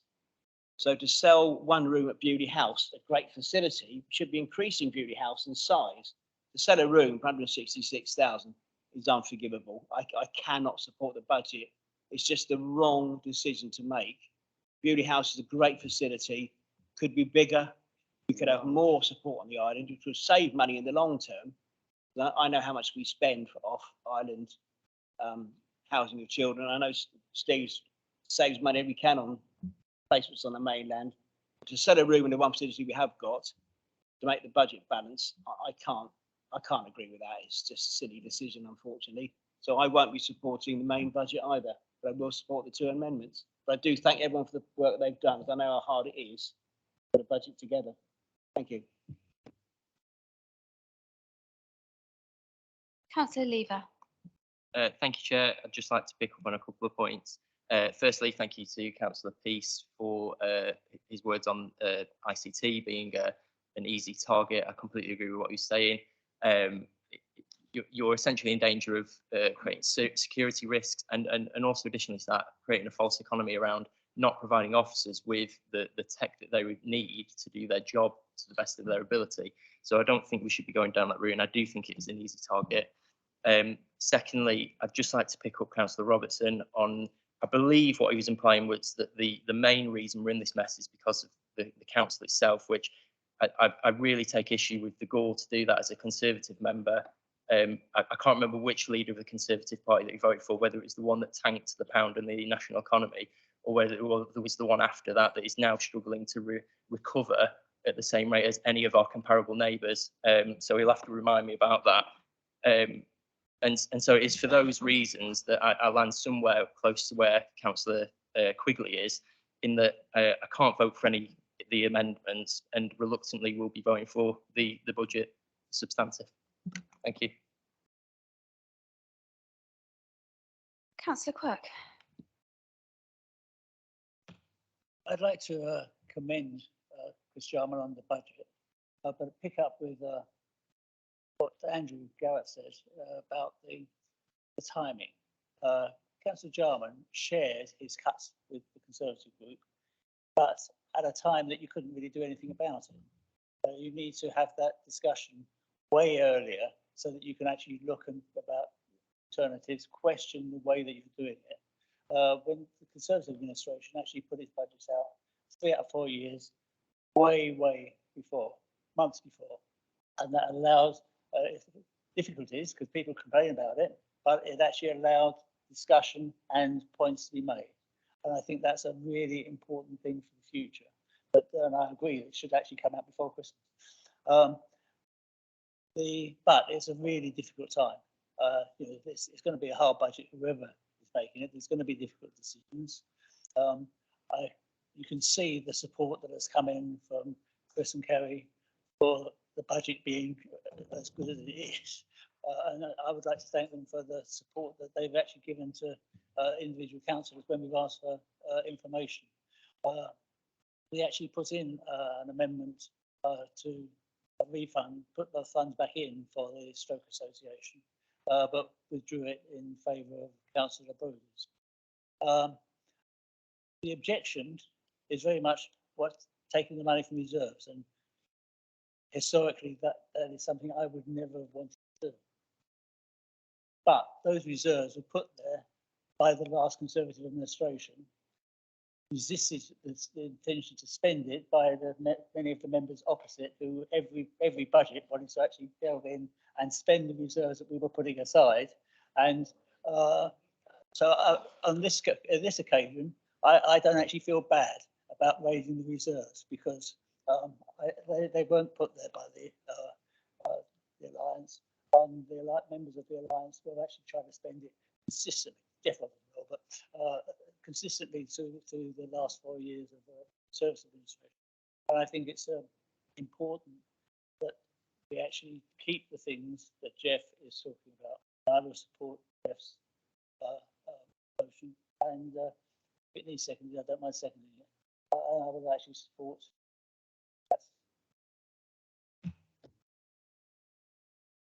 Councillor Daw. Thank you, Chair. First of all, we're here, I believe, is not a fault of anybody in this room, but a lacklustre MP fighting, or rather not fighting, for the island deal and austerity over the last 12 years. There's no one to have the blame attributed in here. We've already heard the comments in the room so far. We're all trying to strive the best for our residents. I'd like to pick up on a couple of things, if I may. First of all, Councillor Peace, I completely agree. My service history in the military was one of communications, both behind the wire and in front of the wire. And comms are absolutely essential. I'll move on to that point slightly. Councillor Ward and I went to a Solent Partnership working meeting last week, which was incredible. It was all focusing around the Armed Forces Covenant, all the data that Councillor Liddy commented on earlier about the veterans, 14,000 veterans on the Isle of Wight, 10% of our population. All that data was harvested securely through Gosport, Havant, Southampton, Portsmouth, the Isle of Wight. NHS partnerships, various military partnerships, it all came through secure channels. Without having the information technology at our hand, we would not be able to enable and process the services that are being rolled out for veteran support right now. It is absolutely vital that the IT is kept in place. A number of people have said, well, why do you need laptops and phones? Well, I haven't got a laptop and a phone provided by the council, but the social workers on the ground have. The people that go out and speak to the vulnerable child have, and they need that line of communication. It has to be encrypted, it has to be secure, or whichever pathway they choose to use it. If we compromise our data, which the NHS did by using Windows XP and not making their updates, we're all knackered. We giggle about it, but this is relative information, youngsters' information, exposing information that could be revealed and end up on the dark web, and we could be exploited. Cyber attack, we've got the war, it's an on-the-ground war in the Ukraine at the moment. It's disgusting, it's dirty, it's horrible. A lot of it is cyber war. The biggest risk the UK have is cyber attacks. So you and I, we all go to bed at night, all happy, well, not all happy sometimes, and maybe my little ones will wake me up at 4 o'clock. But there are people working 24/7 in the cyber divisions of our national security operations, keeping us safe at night. They do so because they have the high tech and the investment to do so. We need this for our teams. It is a really tough decision tonight. And I have to say, I agree with Councillor Brodie, and I do agree with Councillor Garrett and Nick's proposals, because we do need it. But the raw fact is, it is a compromise. And it is a compromise I'm afraid I simply can't accept at this stage. So I will have to bump the two amendments, and I will be supporting the amendment that Councillor Jarman has submitted. Thank you. Councillor Love, please. Thank you, Chair. I've got that many bits of paper stuck in front of me. I don't really know where to start tonight. So, yeah, I feel a bit bruised tonight, to say the least. £93 million is what this government and previous Tory governments have taken off this council in 13 years. If that had not have occurred, we would not be in this position tonight. That is the reality.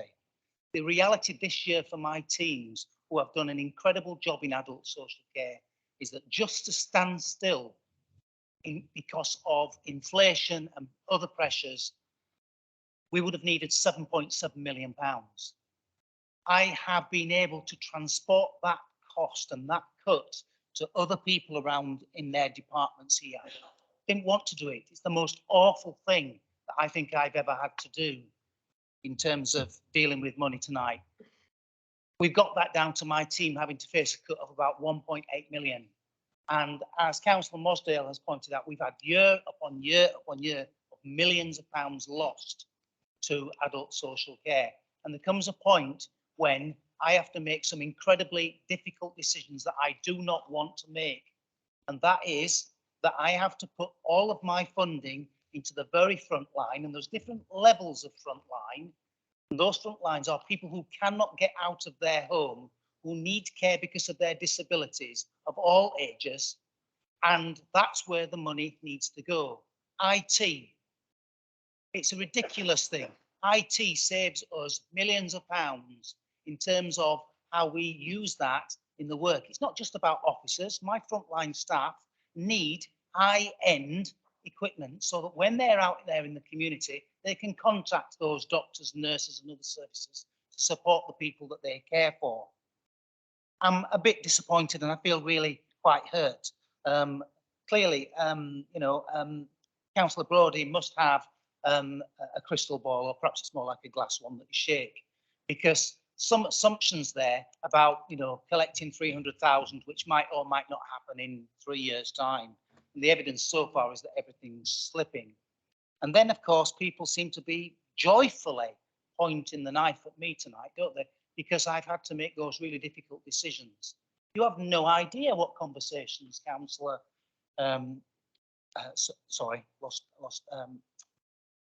Robinson, what I've had. You've not contacted me at all to ask me about my conversations with the Stroke Association. You've no idea how much time my officers have spent communicating with them. You just assume that that's what's happened, and you've got no idea. Cutting the cross-Solent patient transport, we've saved it by doing what we've done. That's the reality.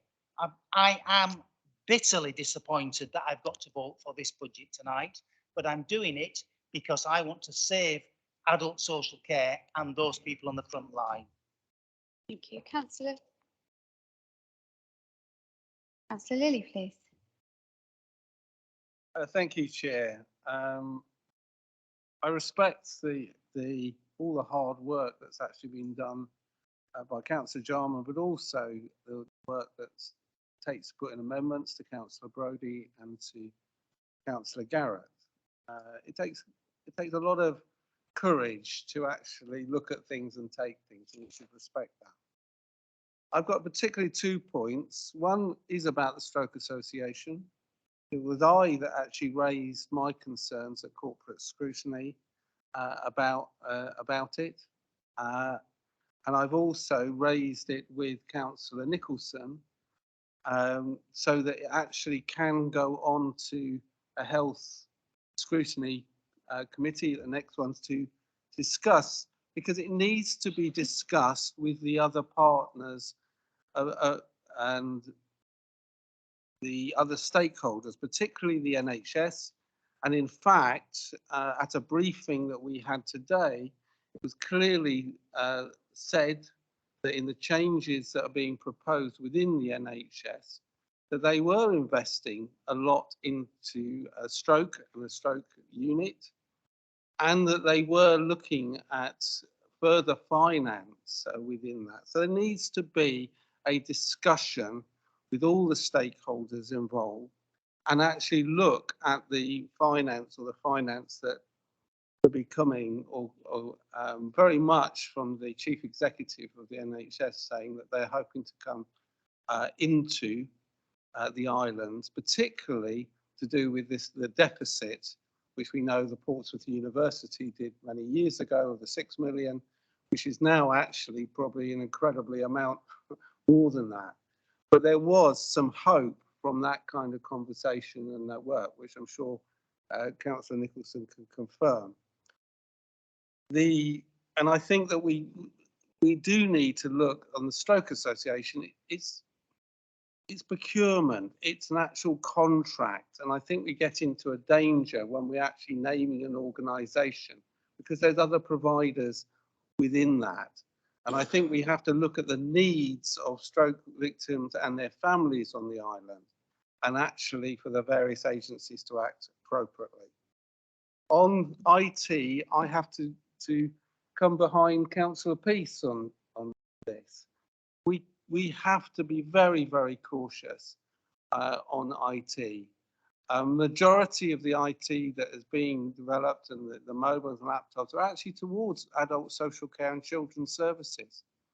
And we have to actually say at the moment, right, on statutory services, we have a huge increase of families at risk and a huge increase in vulnerable adults. Thank you. Councillor Price, please. Thank you, Chairman.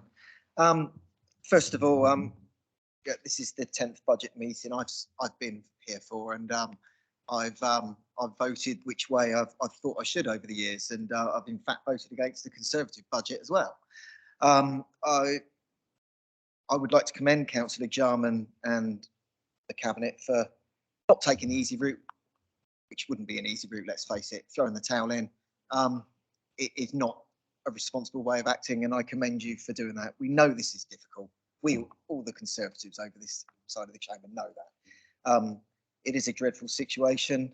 We can all speculate the reasons that we're here. We know what most of them are, and we agree on that. I will be supporting Councillor Brodie's budget amendment. I think with regards to the Stroke Association, it buys time. The potential is that the amount allocated for those 2 years in his amendment, if the contract isn't renewed, that money would naturally come back anyway. So the future pressure on reserves would be largely reduced. The keeping in place the falls prevention and the support for Brookline House is critical. I think the ICT element, I'm listening to Councillor Peace, he'll be kicking me after this. I agree that it's absolutely critical, but it's something that could be brought back in later. It's not saying it's never to be done. It's not to be done in the year that we're even suggesting now. It's looking at it from a different perspective. Things, as Councillor Brodie says, may change. And some of what's in Councillor Brodie's amendment may change. I think working with the Stroke Association and the other agencies, via Councillor Lilly's suggestion with Councillor Nicholson, is absolutely the way to look at getting that funded properly for the future and making sure that they don't lose what they have proved to most of us in this room essential funding for stroke victims. Just something else I wanted to say is with regards to Councillor Garrett's motion, I won't be supporting that, and that's largely because of the cultural centre and my support for the regeneration of Newport and Newport Harbour. The cultural centre, without it, the rest just won't happen. And without the feasibility study, the funding and inward investment won't come. You know, the businessmen here and ladies, sorry, the business people here need to recognise that. It's actually a business decision for the council. But with regards to the housing, which I absolutely support, so I can't support your amendment, Councillor Garrett, and I've listened to it and I've considered it. I won't support it because I think Councillor Stevens, if he's serious about solving the housing issue, will find that money. And I'm absolutely sure of that. Can I just say one last thing? With regards to next year's budget and the potential for, if you wouldn't mind me just giving just a couple of seconds, I don't speak often, the discretionary services that could be at risk for next year, please, please, please, as previously has happened, engage with the town and parish councils early enough for ones like our parish community council. Town councils, community councils, parish councils want to do things. They want to do things in their community, but we need to know early enough to consult with our residents and, if necessary, take that painful step to raise our precept. Thank you. Councillor Medland. Thank you, Chair. Like Councillor Price, I've been sitting here for 10 years and listening to this. And when I came in, I just want to, when I heard what Councillor Jones-Evans said, it suddenly reminded me about an issue that was around 10 years ago, and it's the Isle of Wight archives, our county archives. They are in extreme danger, and we must find a solution for them, because if we don't, we are opening up ourselves to a huge cost liability, revenue cost liability. If our archive continues to be kept in an under the regulation standard of how you maintain conserved materials, they will be taken away from the Isle of Wight and they will be put into salt mines in Cheshire. Now, when somebody comes along and says, I want to go and see my birth certificate or some records of my family, and the moment they just pop in, don't they? And it's all there, it's all free, it's all nice. But otherwise, if in this case, we would have to pay for those archives to be accessed in the mines in Cheshire, brought to the surface, brought by train to London, paid for the person who's interested in looking at that archive to go all the way to London and back, and we would be paying for that. So this is an example of false savings. You know, we're talking about £160,000, but you know, that will have a huge knock-on effect if we're not careful. It also, to me, it's another delay to the critical regeneration of Newport Harbour. We've been waiting for years and years and years. We've finally kind of got to a point where we've got the leases sorted out. We've got to try and make progress with Newport Harbour. It's so crucial for the whole of the island. And I just last point is to agree with so many people here about the IT. I think raiding the IT budget is like taking rifles away from soldiers and giving them shotguns. You know, the tools, the staff needs the tools to be productive. You want the staff to be more productive, they have to have the tools, the equipment, so they can achieve more productivity over each period of time. Otherwise, we're just paying staff waiting until their laptop turns on, for example. You know, we really need them to have the best stuff to get the best results. Thank you. Councillor Stewart.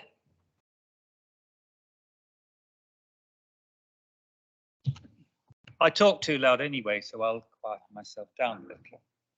This is my very first budget, but I have listened to others, and I have been doing finance now for rather longer than I care to think. There are two amendments here. The first amendment is Councillor Brodie's. It is immensely important that we try and support these things. However, the work that has been done by Councillor Jarman and his team and the officers makes it very clear that we have to make horrible choices. And all of this chamber has considered many of those choices. The choices that we make, I'll come on to ours in a minute, is very much, can this be delivered sensibly, reasonably, and sustainably? And unfortunately, although I utterly support the spirit of what Councillor Brodie has put forward, I will not be able to support his particular amendment. I think it's too risky. If I move on to the Liberal Democrat amendment, I'll put my glasses on and read what I've said, if you don't mind. I'm getting old. Housing raises the surety and certainty that will improve outcomes for so many of our population. We don't need a housing company to do it. We can do it by 2 or 3 different routes: purchasing houses, going through other systems that have been delivered by other councils. And I was really pleased to see that the Conservative setup accepted that one of the best examples was the Liberal Democrat Council over in Portsmouth. It's always nice to be supported by other people. ICT. I've actually been part of a government, in the government, not part of the government, sorry, that would be a bit unfair. And I have noticed that the ICT does not seem to address changes in technology such as cloud transfer and other things that certainly should be considered. We are looking at a change 4 years ahead. I think that that is a risk. I think it is definitely a risk worth taking. If we move on to the cultural centre, that's taken at least 2.5 years. It has a gestation period longer than an elephant. It does not seem to me that something that has taken so long to get nowhere so far, which might still be looking for finance in 5 years' time, is worth considering. I could go on, but I'm not allowed to. So therefore, please support our amendment and, of course, support the budget which stands behind that amendment. Thank you. Councillor Fuller. Thank you, Chairman. In contrast, this is my 20th budget that I've been looking at. When I looked at my first budget back in 1996, I sort of like was told, oh, it's going to get easier in the future. Well, 20 years on, it certainly hasn't. I was listening to what a lot of the members were saying earlier on about trying to liaise with all political friends at an earlier opportunity. I think one of the issues that we have and we had, particularly within the cabinet, was the autumn statement. Although it's called the autumn statement usually appears 2 days before Christmas time. It's not autumn at all, really, although some people might argue that that is the case. But what we found with this year's autumn statement was we had to find another 1.2 whopping million pounds worth of savings to be able to try to balance the books. These things are a moving feast, and trying to find that amount of money is never easy. It would be great to have more collaborative working, and I would certainly welcome us doing that in the future. And I know Councillor Jarman has worked across the chamber to be able to do that. From my point of view, I would love to be able to say I would support stroke and fall prevention measures. I would love to supporting cross-Solent travel. Unfortunately, these are discretionary services. We said 10 years ago, discretionary services were going to have to be cut. This is where we are. This is what happens when the government imposes upon us statutory services and we as councils have to cut our discretionary services. We have to cut things that hurt. I'm very, very grateful, and nobody else has mentioned this, to our town and parish councils that have come forward, and they have gone out and they've supported a lot of the public services we lose. I hold my hat up to those town and parish councils because they are doing a very fantastic job in our communities, and I'm grateful for that. In previous years, we've seen cuts being thrust upon us. We don't like them. We've seen cuts to car parking charges, cuts in increases for car parking charges, cuts in concessionary fares, and also sort of like to other things as well locally that is cherished by those communities. It isn't good, and it gives me no pleasure at all tonight to support any of the options this evening, but I will be supporting the substantive motion because I don't have any choice. I really don't have any choice. It's a crap budget, but we have to fall in line with that. Thank you. Councillor Andre.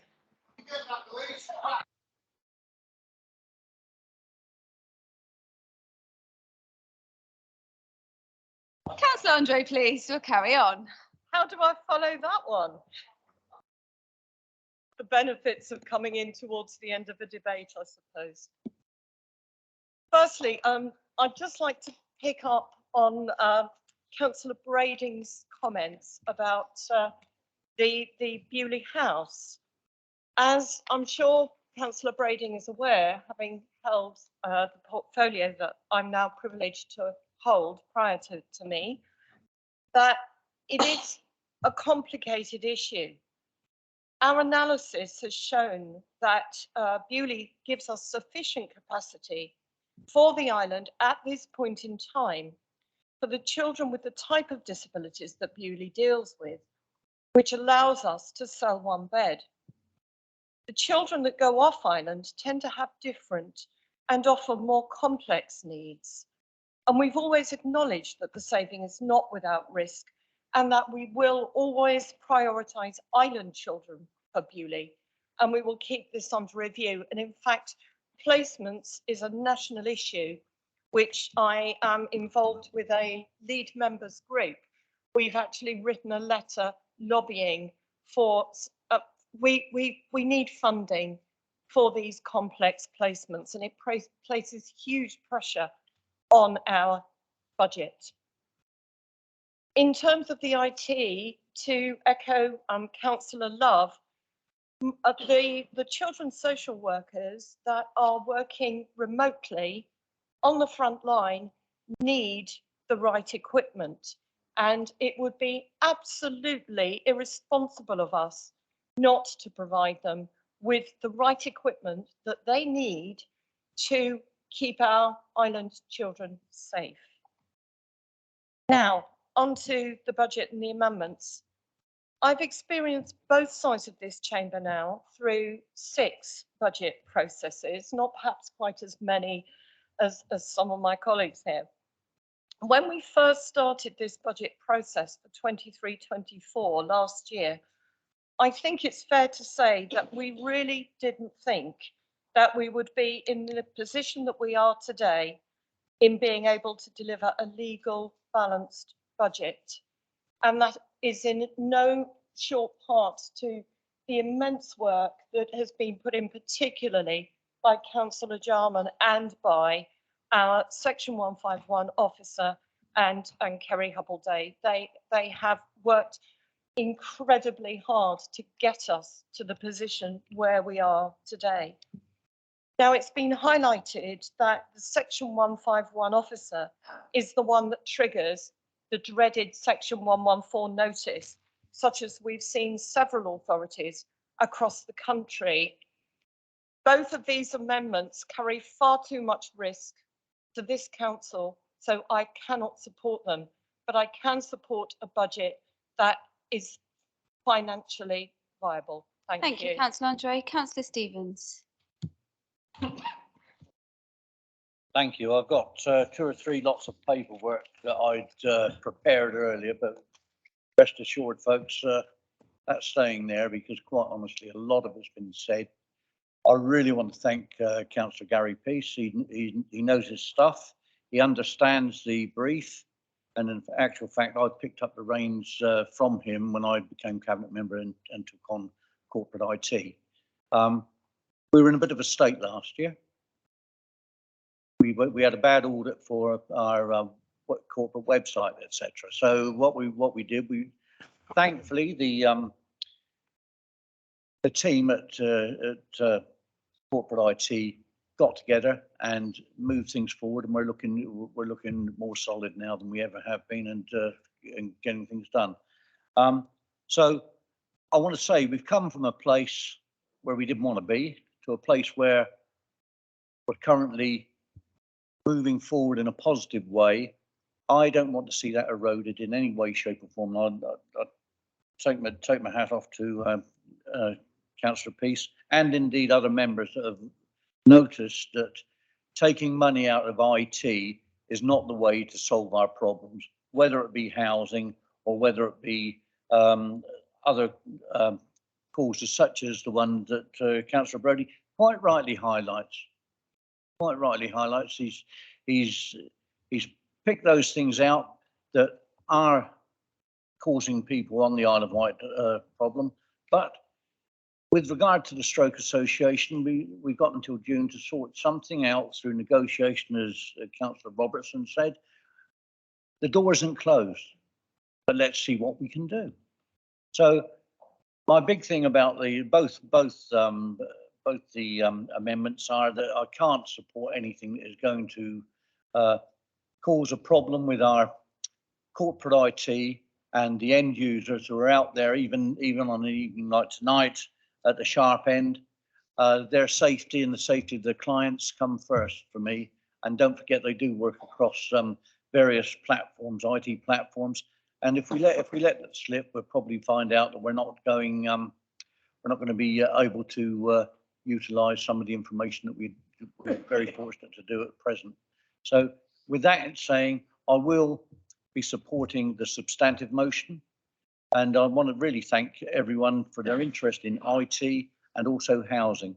And housing, once again, it's not just a housing company, that's one string to the bow, but there's many other things, such as we've heard from other members tonight with regards to Vector's housing development and all that, which is still ongoing. Lots of bits and pieces. I'm introducing Rent Plus to the island to work in conjunction to bring in low start rentals, which end up with purchase homes. Thank you. Thank you, Councillor Stevens. Councillor Spink. Thank you, Chair. I also would like to thank Councillor Jarman for the work that he's put into this budget. And I'd also like to recognise, because I've spoken to Councillor Love, that every cut that has had to have been made, I know that Councillor Love felt it very personally and took it to heart. So I know that because I've spoken to him. We are in difficult times. It's a bit of a cliche, but we are in crisis. It doesn't really matter greatly for the purposes of this discussion what the causes are. and no doubt there's some debate over them in any event. We have a cost of living crisis, and we continue to have a housing crisis, if one wants to call it that, or more of an affordability of housing crisis. And it seems to me, if you look at in a crisis, you have to prioritize what is really important. And I have to say that housing, the Stroke Association, and preventing falls versus the culture centre and IT, for me, the first category, housing, strokes, preventing falls, wins. I don't want to put the council at harm of cyber fraud or anything like that. But if I've understood it correctly, the cuts to IT are not proposed until years 3 and 4. And I do think that there is time in that period to work something out. I think that gives the council some time. The people who, and in particular here I'm thinking of strokes, the people who need the stroke service need it now. I know it's going to continue until June, but they need it now. And I've been convinced by the emails that I've received, and also I've been convinced by a member of my ward who phoned me at length and who was extremely distressed to lose this service. I've been convinced that we should be prioritising those. I can see that the cultural centre is a worthwhile cause, but I don't think it's that urgent. And I can't justify spending £160,000 on a report. It must surely be possible to achieve that report more cheaply.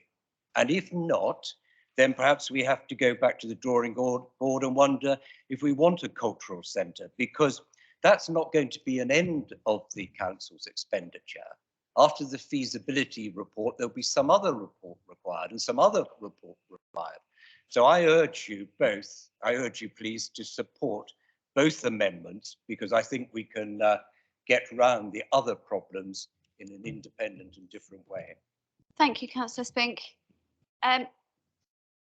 That's all that's on my list of names. Anyone? Oh, no, I closed it. Yes. All right, Councillor It's Jordan. only 3 minutes, so I just had the news in, of course, that Southampton Council are Conservative run, forecasting next year possible bankruptcy. Guess what the connection is? They're blaming the Labour Party, just like the Conservatives here are blaming the Alliance for the financial difficulties of this council. It's all rubbish, of course, and so is the war in Ukraine rubbish in the big picture. When the Conservative government trashed this economy under the then Prime Minister Truss, and since 2013 has been mentioned many times, taken over £90 million out of this council. That's what's the problem. £90 million worth of Conservative austerity. That's the problem, not the Alliance. But just let me pick up on Councillor Robertson, because I'm going to suggest we put the floating bridge on the agenda every month, because he's obsessed by it, absolutely obsessed by it. And then I can answer the questions every month in the same way. But let me, a couple of the things that he mentioned. Tour of Britain, previous Conservative administration agreed it. Thank you very much. Yeah, that's very good. That's what you agreed. Parking. He wants to encourage people back into town centres, and the way you do that is not to put up parking. Hey ho! What did the Conservatives do between 2017 and 2021? They put parking up by between 20% and 58%. That's what you do to encourage people back into your towns, isn't it, Councillor Robertson? And they talk about the waste from the Conservatives in 2017. Having fun now, aren't we? In 2017, the independent administration left them in the bank, not in the drawer, it's empty. £18.5 million from Asda. Guess where it went? In fact, somebody tell me where it went, because we don't know. Where was that wasted? 18.5 million. So let's not be told how to waste money when the track record of the Conservatory in 17 and 21 is not above reproach. Chair, I can't support the amendments. I'll take heed of the Section 151 officer. Don't want to follow the Southampton route, and let's set as Councillor Jarman said, prudent, effective and sustainable budget. Thank you. Point of order, Chair. Point of order. Southampton City Council is a Labour council, not a Conservative council. That's not a point of order, Chair. That's not a point of order. It's irrelevant at this point. So moving on, because I think we all want to make this go as quickly as it can. We are coming to the summing up area, and I'm thinking that people do want a break, but I'm wondering whether we have the break now or summing up now. So we're summing up and then you will get a break. So I'm just warning you. Those summing up will be 5. Please be quiet, Councillor Brodie. Summing up, and that is 5 minutes each. Councillor Robertson as the leader of, oh no, Councillor Quigley first. Quigley first. You don't need it, Councillor Robertson. I apologise, Chair. Point of information, Southampton City Council is a Labour council, not a Conservative council. Thank you. All right, I'll take it. Point of information, they got into trouble as a Conservative council. Every day's a school day, Joe. We can keep going down this list. Thank you, Councillor Brodie. I'm sure it is a point of order. Councillor Robertson, would you like to sum up or not? That was my summing up, Chair. What's your summing up? Thank you. I will say enough. Thank you. Do you point of order apart from that, Councillor Brodie? Chair, is that given that neither the leader of the Tory group or the Labour councillor proposed anything, they've got nothing to respond to, and you should not be inviting them to sum. Well, I am allowed to, so that is my choice. No, So you're I am. not in the Constitution, No. and you will check. I am allowed to the let them sum monitoring up on officer. those. I know you believe. So I am you moving on believe to in the next person. undemocratic chairing, Councillor Garrett, would but you the like to monitoring sum up? officer will be able to explain to you. Thank you, Councillor Brodie. Your points are always out of order. Oh, he's being out of order as usual. So point of order, Councillor Brodie, please do not insult people. It's not necessary. Councillor Garrett, would you like to sum up? Thank you, Chair. I would. Is it 5 minutes that I have? Yes, it is 5 minutes. 5 minutes. I'll try not to. I started a stopwatch, so I'll keep an eye on that. Well, first of all, can I say, if there had not been amendments tonight, would we have had the quality of the debate that we've had tonight? Because I've actually been encouraged by the quality of the contributions. There have been a few points scored, but actually these have been well thought out points made across the chamber, informing our decision tonight. And I look forward to seeing if we can, across the chamber, find a process so that we can build on that, whilst certainly this is a balanced council. There have been, as far as our amendment is concerned, the Liberal Democrat amendment is concerned, two lines of criticism. One on the allocation of funds to the ICT equipment programme. First of all, I bow to Councillor PC's expertise. I don't have his expertise, but I have access to similar expertise, and I feel like somewhat comfortable in what I said earlier in my first speech. But we should have that in mind, and I know that we will want to use Councillor PC's expertise through the audit committee, where we look at risk.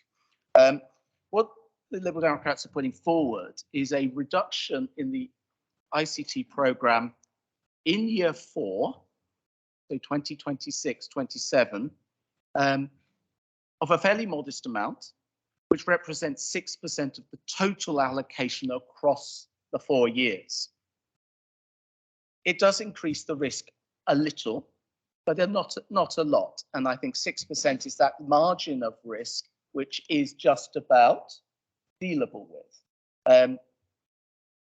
This year coming, it's estimated that £1,047,150 will be spent in this area, with a sum of 620,300 in the following year. There is no threat to the immediate provision of mobile phones, cybersecurity initiatives, or anything relating to ICT. So let us not catastrophize the idea of looking at that budget again. Councillor Medland, I'm grateful to, because he actually made my case around the cultural centre. He said if we take no action, costs will be upon us. I think I understood you correctly. It will cost us more. Now, I think that fulfills the criteria of the transformation reserve, but others will argue with me. But I think it does, because the transformation reserve should be directed to those things that address new costs and brings those down. Now, if the criteria of the transformation reserve are too stringent, then let us change the policy of the transformation reserve, not worry about whether we have or have not ring-fenced money specifically to the cultural centre. Because I'm not deleting the feasibility study for the cultural centre. I'm saying it can be delivered through a different reserve and appropriately. So there's no risk there, no risk at all. If this is a project that after 2.5 years of going nowhere very fast, longer than the gestating elephant that Councillor Stewart identified. So if there is real prospect there of it being delivered, then the transformation reserve, perhaps with a policy change, but that can come through very easily to deliver that. We shouldn't forget that there is a chance to make new income. And we put an aside in our preface around the idea of traders' permits, which in our investigations we think could raise a modest new income stream for the council and deal with some of the other areas that we are most concerned about. The indicative savings, I would always say, and if you read very carefully, there's kind of commentary around this, are indicative.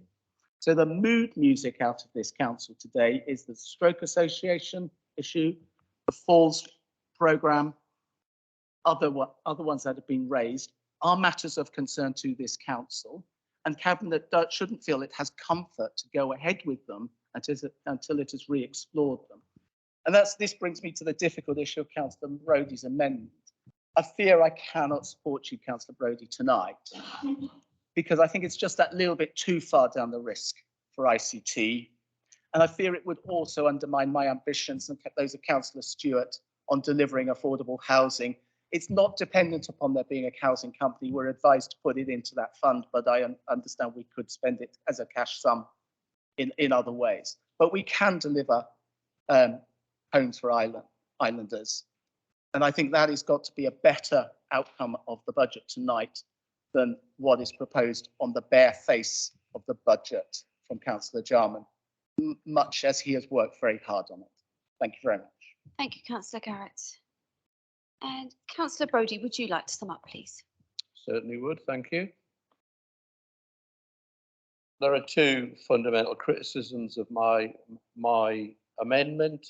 Councillor Garrett has touched on the main one regarding the taking of money from the capital programme in 3 years' time for IT. Councillor Peace has expressed concern about that. I don't think there's concerns need to be worried about at this time. The most important thing that was said in any discussion about that by Councillor Garrett is that every year, without fail, the capital programme is reviewed, and every year, without fail, elements of that year's capital programme don't get spent and don't get carried forward. There is always fluidity in the capital programme. And to look at taking out 150,000 as Councillor Garrett wants to do, or 299,000 as I do, I believe is entirely achievable. And if you're doing it for morally good reasons, as I am proposing, then you should do it. If you don't want to do it, I consider that immoral. Secondly, the issue about structurally unbalanced budget, the assessment of the Section 151 officer. And as I've said very clearly, that is not an objective assessment. That is an assessment by somebody who has worked with the Cabinet for months on end. And the first I knew about the budget was the 1st of February, and I never, ever had the indicative savings shared with me before that. The Conservative group were very lucky then. Maybe the Liberals were, but Councillor Jarman did not share it with me. I did not see it. That's how cross council he worked. I was excluded from that process. Now, in terms of the structural imbalance, at no point have I said that you can't deal with the issues of the stroke support service next year. At no point have I said that you can't deal with the issues regarding the falls prevention service. That can't be dealt with next year, because I understand how budgets work. It's not cast in stone forever. And I would say to Councillor Lilly, at no point does my amendments mention the Stroke Association. People get entirely hung up about that. My budget, my proposal says, reinstate the social care stroke support contract. That's make money available for it. That's what it says. I'm not favouring anybody. People put words in my mouth that I never use. Just to move on, housing or a cultural centre. To the people I represent who are on that housing list that Councillor Stevenson doesn't seem to be able to address, it's a no-brainer. We want housing. There's a possibility of borrowing £40 million. Let's get it moving. If this helps, I'll support it. The one thing that hasn't been mentioned tonight at all, which I find quite concerning, it's just been passed over, is the organisational redesign. It's lurking in there. I asked at the budget cabinet, how many staff was this going to involve? Councillor Stevens couldn't answer. I think that's quite appalling, really, that you haven't got a clue how many staff you're going to lose. But that's £500,000 worth of cuts built into your budget. I have concerns about that. I'm actually astonished there's been no trade union opposition to this. I'm absolutely astonished that there's been a total silence about it. But it's lurking within there, £500,000 of organisational redesign that will look at cuts in staffing. I'm concerned about that as a long-time trade unionist. I will support my amendment, because I'm not daft. I'll support the Lib Dems, and I don't normally support Lib Dem things because I still blame them for what they did between 2011 and 2015. But I will not vote for the administration's budget if it is not amended by those two amendments. I believe it is immoral to do some of the things that they're proposing in that, and my residents wouldn't thank me for wanting to do that. Thank you, Chair. Leader, would you like to sum up for the Councillor Jarman? Would you like to sum up for the budget motion? Yes, thank you, through the leader. First of all, to acknowledge the contributions that everybody has made to the process this evening. Specifically, to pick up on a few points. The references to budget process are well made. We initiated 2 weeks ago a review of that and have asked for both the monitoring officer and the 151 officer to come forward with revisions to that process. We've outlined some of the steps for that. It's not only process, but it includes the timeline, and I hope very much that that will address what we have, and I will give an undertaking that what they come forward as a draft proposal we will circulate so that everybody has a chance to input to that discussion. The second thing is we need to be mindful when we talk about this stroke issue. It is a commissioned service. It is part of our procurement. Adult social care have a substantial budget for procured services, and we take the advice from them on which services we need, when we need it, and which services duplicate something else. They've made continual references to duplication of various services, and what we're trying to do is to get the biggest bang for the bucks, excuse the phrase, from the money that we have, and take their advice in procuring the services which they identify have the greatest need. The next thing is regarding housing. Several of the discussions have been talking about taking money from this or that, from cultural centre, from IT, to supplement the amount we've already allocated for housing.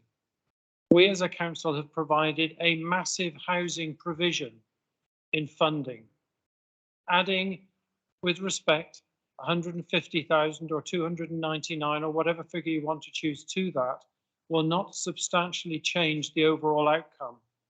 The issue is not a question of funding, it is a question of doing.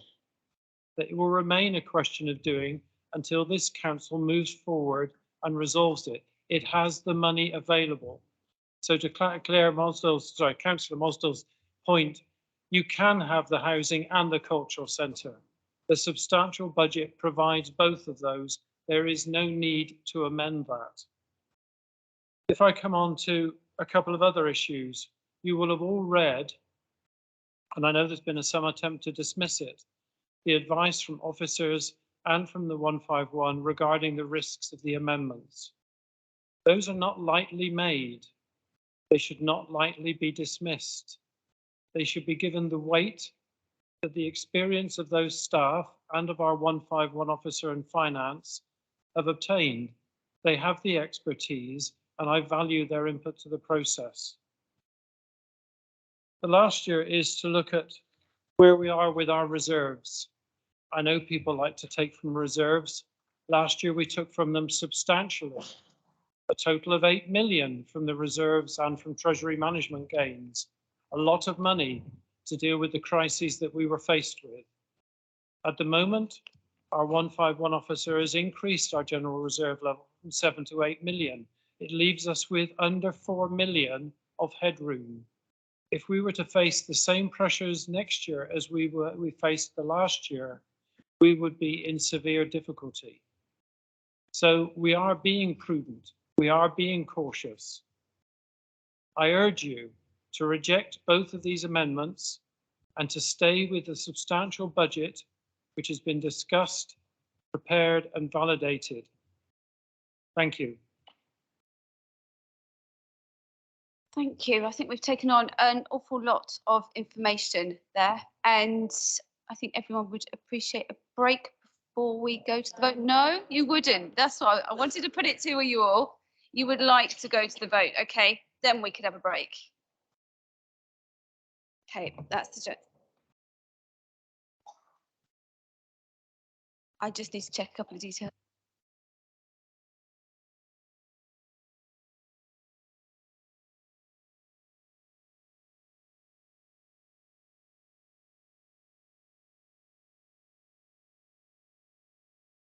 Okay, so the leader, so I'd like you to move the recommendation without discussion on this. We go to move your recommendation.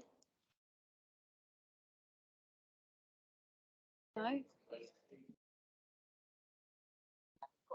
We have had that seconded. So we're confirming that that recommendation for this Alliance budget has been moved, and the seconder was Councillor Stewart.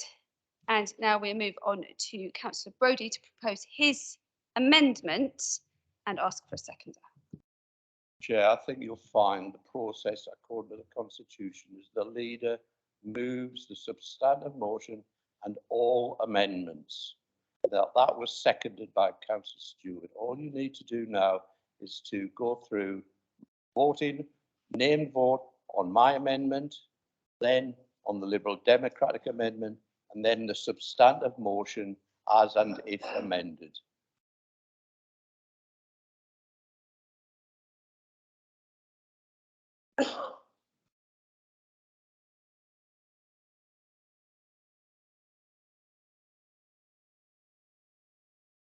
Okay, Councillor Brodie's. We are voting on Councillor Brodie's amendment first, and that will be a named vote.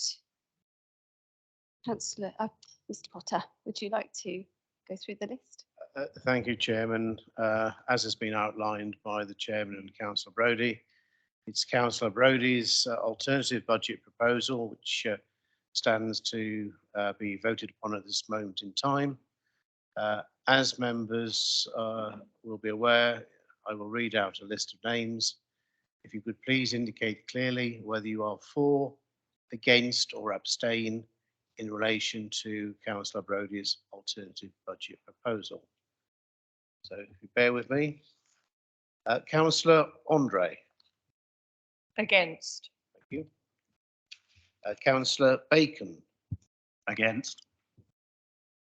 Councillor Daw. Against. Councillor Downer. Councillor Fuller. Against. Councillor Jarman, Against. Councillor Jones Evans, Against. Councillor Jordan, Against. Councillor Lever, Against. Councillor Love, Councillor Lucioni, Against. Councillor Medland, Against. Councillor Stevens, Councillor Quigley, Against. Councillor Garrett, Councillor Stewart, Councillor Beston, For. thank you. Councillor Brading, Councillor Churchman, thank you. Councillor Drew, thank you.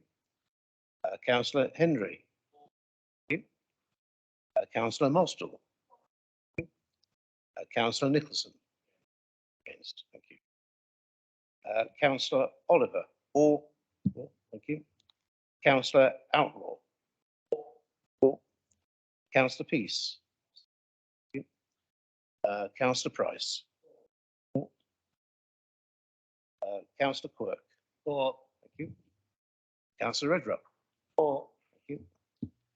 Councillor Robertson, 4. thank you. Councillor Swink, 4. thank you. Councillor Ward, thank you. Councillor Brodie, 4. thank you. Councillor PC Wilcox, against, thank you. Councillor Lilly, against, and Councillor Critchison, Against. thank you. Just please bear whilst we do a quick formal calculation. Thank you.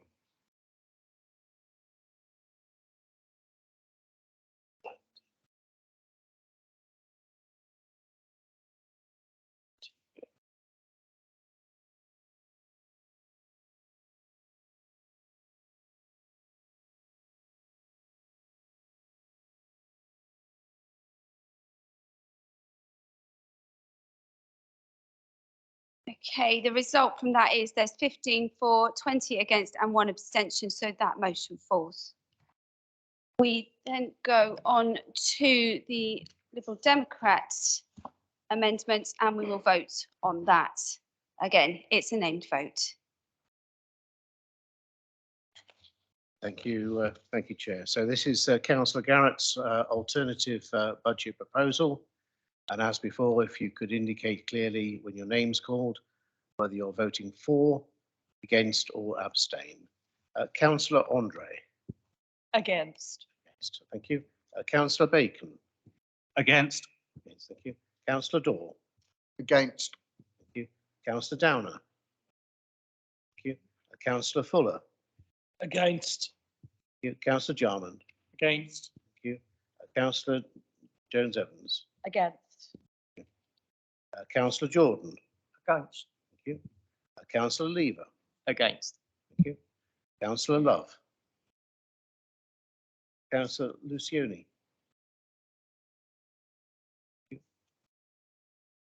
Councillor Medland. Against. Thank you. Councillor Stevens. Councillor Quigley. Against.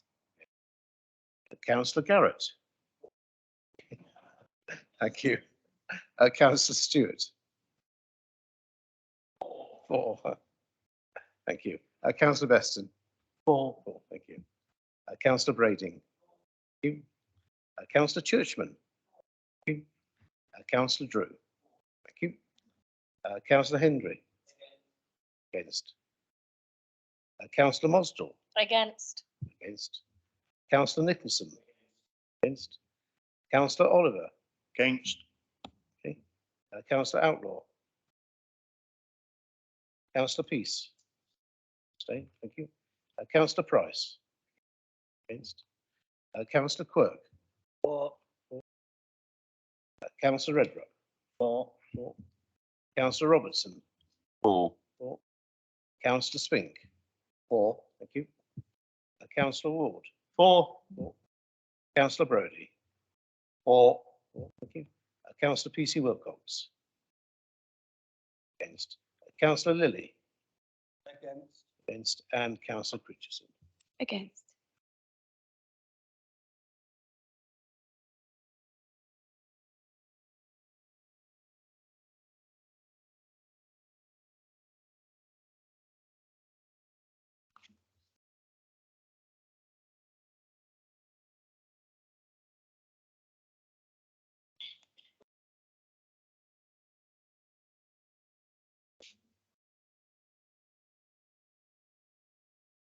Okay, the result of that is 13 for, 22 against and 1 abstention. So that motion also falls.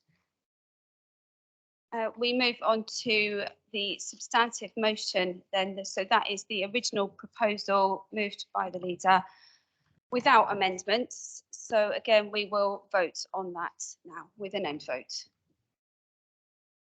Thank you, Chairman. So this is the administration's budget recommendation motion. So again, if you could please indicate when your name is called whether for, against or abstain. Councillor Andre. For. Thank you. Councillor Bacon. For. Thank you. Councillor Daw. For. Thank you.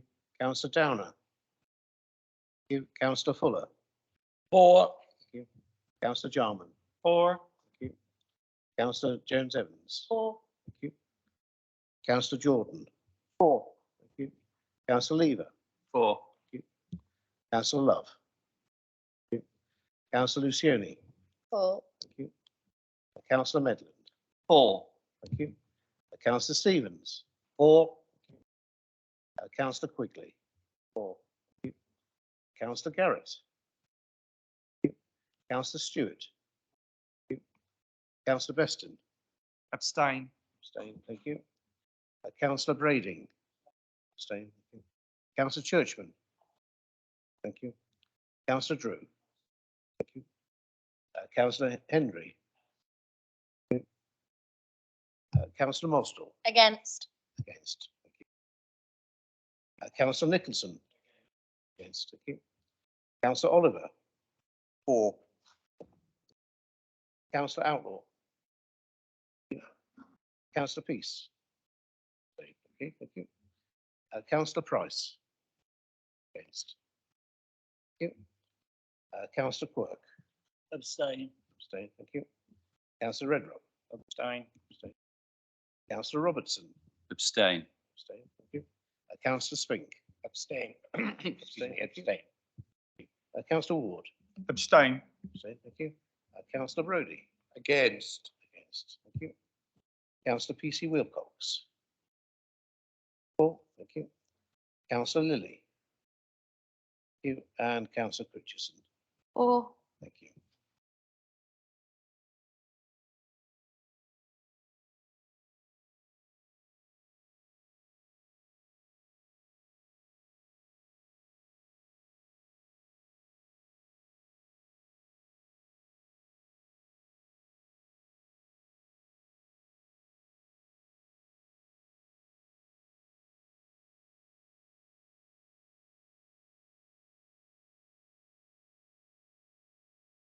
The results are 21 for, 4 against and 11 abstained. So that motion is carried. Okay, and now we will have a 10-minute break. So we're back here at 19:50. Thank you.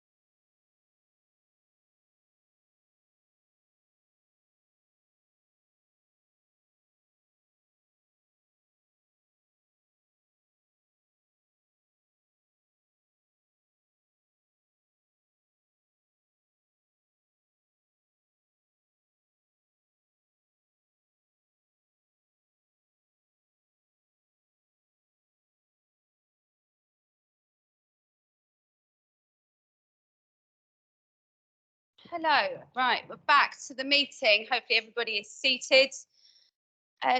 We are moving on to item 7. The discretionary rate relief scheme for 23-24. Councillor Jarman, I believe. Item. Yes, thank you, Chair. I'm sorry to some if this seems like a bit of detail after our exciting first half of the meeting, and I promise not to delay you unduly unless you delay yourselves. So 7A is the first paper here this evening, which is regarding the discretionary rate relief schemes for non-domestic rates. I'm sure you've all read the paper and studied it thoroughly. This arises following the delayed revaluation schedule in 2022, and the result is that the transitional relief scheme starts again in 2023. The revision you've got in front of you enables us to continue processing those payments as business relief payments and to make other minor amendments as the legislation continues to evolve. I don't propose to go into any more detail unless you've got specific questions on it. It provides specific redress to the retail, hospitality and leisure side, as you know, and to the small business sector. So very much something that we need to encourage on the island and to continue to support them as best we can. So the recommendation is item 9 on the paper, that the council adopt the discretionary rate relief scheme attached, and that they're applied to eligible accounts for the next financial year, and that the council delegates authority to myself, in this case, or whoever is occupying this position from time to time, to agree and match the legislative changes if and when they occur. I look for a seconder for that. Yeah, can we have a seconder, please? Councillor Love, thank you.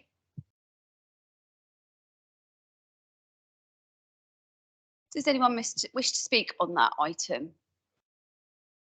Go to the vote. Are we all ready to go to the vote? Okay. Right, we will move to the vote. We can do this by show of hands. So all those for that motion? Is okay. Is there anyone against? No, anyone abstaining? No, that motion is carried. Thank you. And item B on that is the council's tax support grants. Councillor Jarman, could you explain this one for us as well, please? Yes, this arises from the government allocation of 100 million nationally to support residents who are already in receipt of LCTS, and that fund allocation to the Isle of Wight amounts to some 265,000. That enables us to disperse that to those recipients to the tune of £25 each. That may not seem a lot of money to some. I assure you, for many, £25 is a very worthwhile sum to receive, and I encourage you to support that. The recommendation is that we adopt the scheme and that we provide that £25, and that's as per recommendations A and B on the document. Unless there are any questions. Can I have a seconder for that, please? Thank you, Councillor Oliver. Is there anyone got any questions on that one? No, if not, we will go to the vote on that as well, please. All those for? Anyone against? Anyone abstaining? That motion is carried too. That brings us to item 8 on the agenda, which is member question time. And we have 30 minutes for this. Has anybody got any questions? Oh, Councillor Price. Thank you, Chairman. It's regarding a question that was a written question that was submitted back at the beginning of the meeting from Mr. Cowley, and it regards the old Yarmouth school site. I just wondered if some information following the answer to that question could be circulated to members, because I attended a number of meetings as a member of the public before the decision was made and after the decision was made to relocate Yarmouth School to the All Saints site, and obviously the capital build programme that happened there. But there was a lot of reassuring to the community in Yarmouth, and I apologise, Councillor Spink, if I'm in any way treading your toes, it's not intentional, but it's just because I was at those meetings. There was a lot of discussion that there would be some tangible public consultation with regards to how that site was disposed of. And it looks like, on the face of Mr. Cowley's question, that didn't happen. And it was there was talk that there would possibly be an alternative preferred bidding process for that site, and its historic importance to Yarmouth Town. So I just wonder if information could be circulated, certainly to all councillors, not only just the answer, but some other supporting information, so we can be fully informed when members of the public ask us. Thank you. Councillor Andre, can that be made happen? Thank you. It can, but I can add just a bit of detail, in as much as questions have been raised over the consultation process. Let's be clear. Yarmouth School, the school site, is the new school. So the consultation process has been duly followed. As I'm sure Councillor Price and other councillors are aware, the Yarmouth site has been identified now as an asset of community value. So that actually puts a 6-month delay on. And we are communicating with Yarmouth Town Council. There's a working group. So we are working closely with them for the disposal of that site. But I'm very happy to circulate. A full response has been given, but I'm very happy to circulate that to members if that would be helpful. Thank you. Thank you. Councillor Garrett, do you have a question? I do, Chair. Just picking up from a point I made in my budget speech around the acquisition strategy, I wonder if information can be given as to the latest date by which we can expect an acquisition strategy to be published and brought through the usual processes of scrutiny and cabinet for implementation, so that we can crack on. Having lost the amendment, I still think we can crack on in any case, but we need to know when is the very last date we can expect that acquisition strategy to make it into the sunlight. Councillor PC Wilcox? Yeah. Can we give you a written response on that one? I've consulted with the Chief Exec. Thank you. Anyone else for questions? Councillor Love. Thank you. Just 3 very, very quick ones. Is it possible for us to have an update? My constituents have been waiting for the Norris Castle project to be brought forward for a great number of months and years now. And could we know there's an application in, any idea when that will be brought forward? Could you also give us an update on the studio school, please, in terms of what's happening with that, and the film studios, is that going ahead? Councillor Love, so Councillor Fuller, Andre, and somebody else in this department, that is Julie Jones-Evans, give updates on those questions, please. Thank you very much. Thank you very much, Councillor Love. With respect to Norris Castle, and I won't keep it too lengthy, I'm not sure what the process is, what's happening with Norris Castle. There's been lots of amendments made to initial plans, but I will ensure that there is a written response to you, because I know how important it is for you and your community, and I think it's important that you are fully updated with the proceedings. So I will ensure that happens. Thank you, Carl. Thank you for your question, Councillor Love. So a quick update on Kingston Marine Park. Obviously, it'll be Councillor Hendry's interest as well. I've been in his ward. So the final heads of terms are now with the lawyers. So just hopefully signed very soon, and there'll be some media coverage coming up and imminently. And the Meet the Buyer event, an education provider meeting, which I did mention at scrutiny, I think recently. The scope of that event has all been agreed now, and it'll be taking place at the end of March. So there'll be obviously some comms on that. So we're looking forward to that. That was it from me, was it, Councillor? Thank you. Thank you, Chair. I appreciate that there is some frustration over the former Studio School site. I think it warrants a detailed response, so I will give a detailed written response. Thank you. Councillor Stewart. Thank you. You can tell it's only my second meeting, can't you? To follow on from what we were talking about earlier on during the debate, I raised the point that it is possible to raise money by taking on different approaches. One of those approaches which has been particularly successful is traders parking permits. I'd like to ask the council, will they consider taking that on, and can they give us some kind of timescale on how long it would take to do that? Councillor Jordan, do you have an answer? Happy to do. We're looking at that. Got a report coming through. It's sooner rather than later. Could be short months, but we're looking at it. We've developed a plan for it. It's quite easy to implement it. We are looking at, there is already a system in place for tradesmen, a permit on application, and we are concerned that we may switch some of that into the tradesman permit. So we're looking at that closely, but the work started on it, and I can't give you a date, Councillor, but soon. I mean, soon by I mean months. Don't hold me to that, would you? Thank you, Councillor Jordan. Councillor Oliver. Thank you, Chair.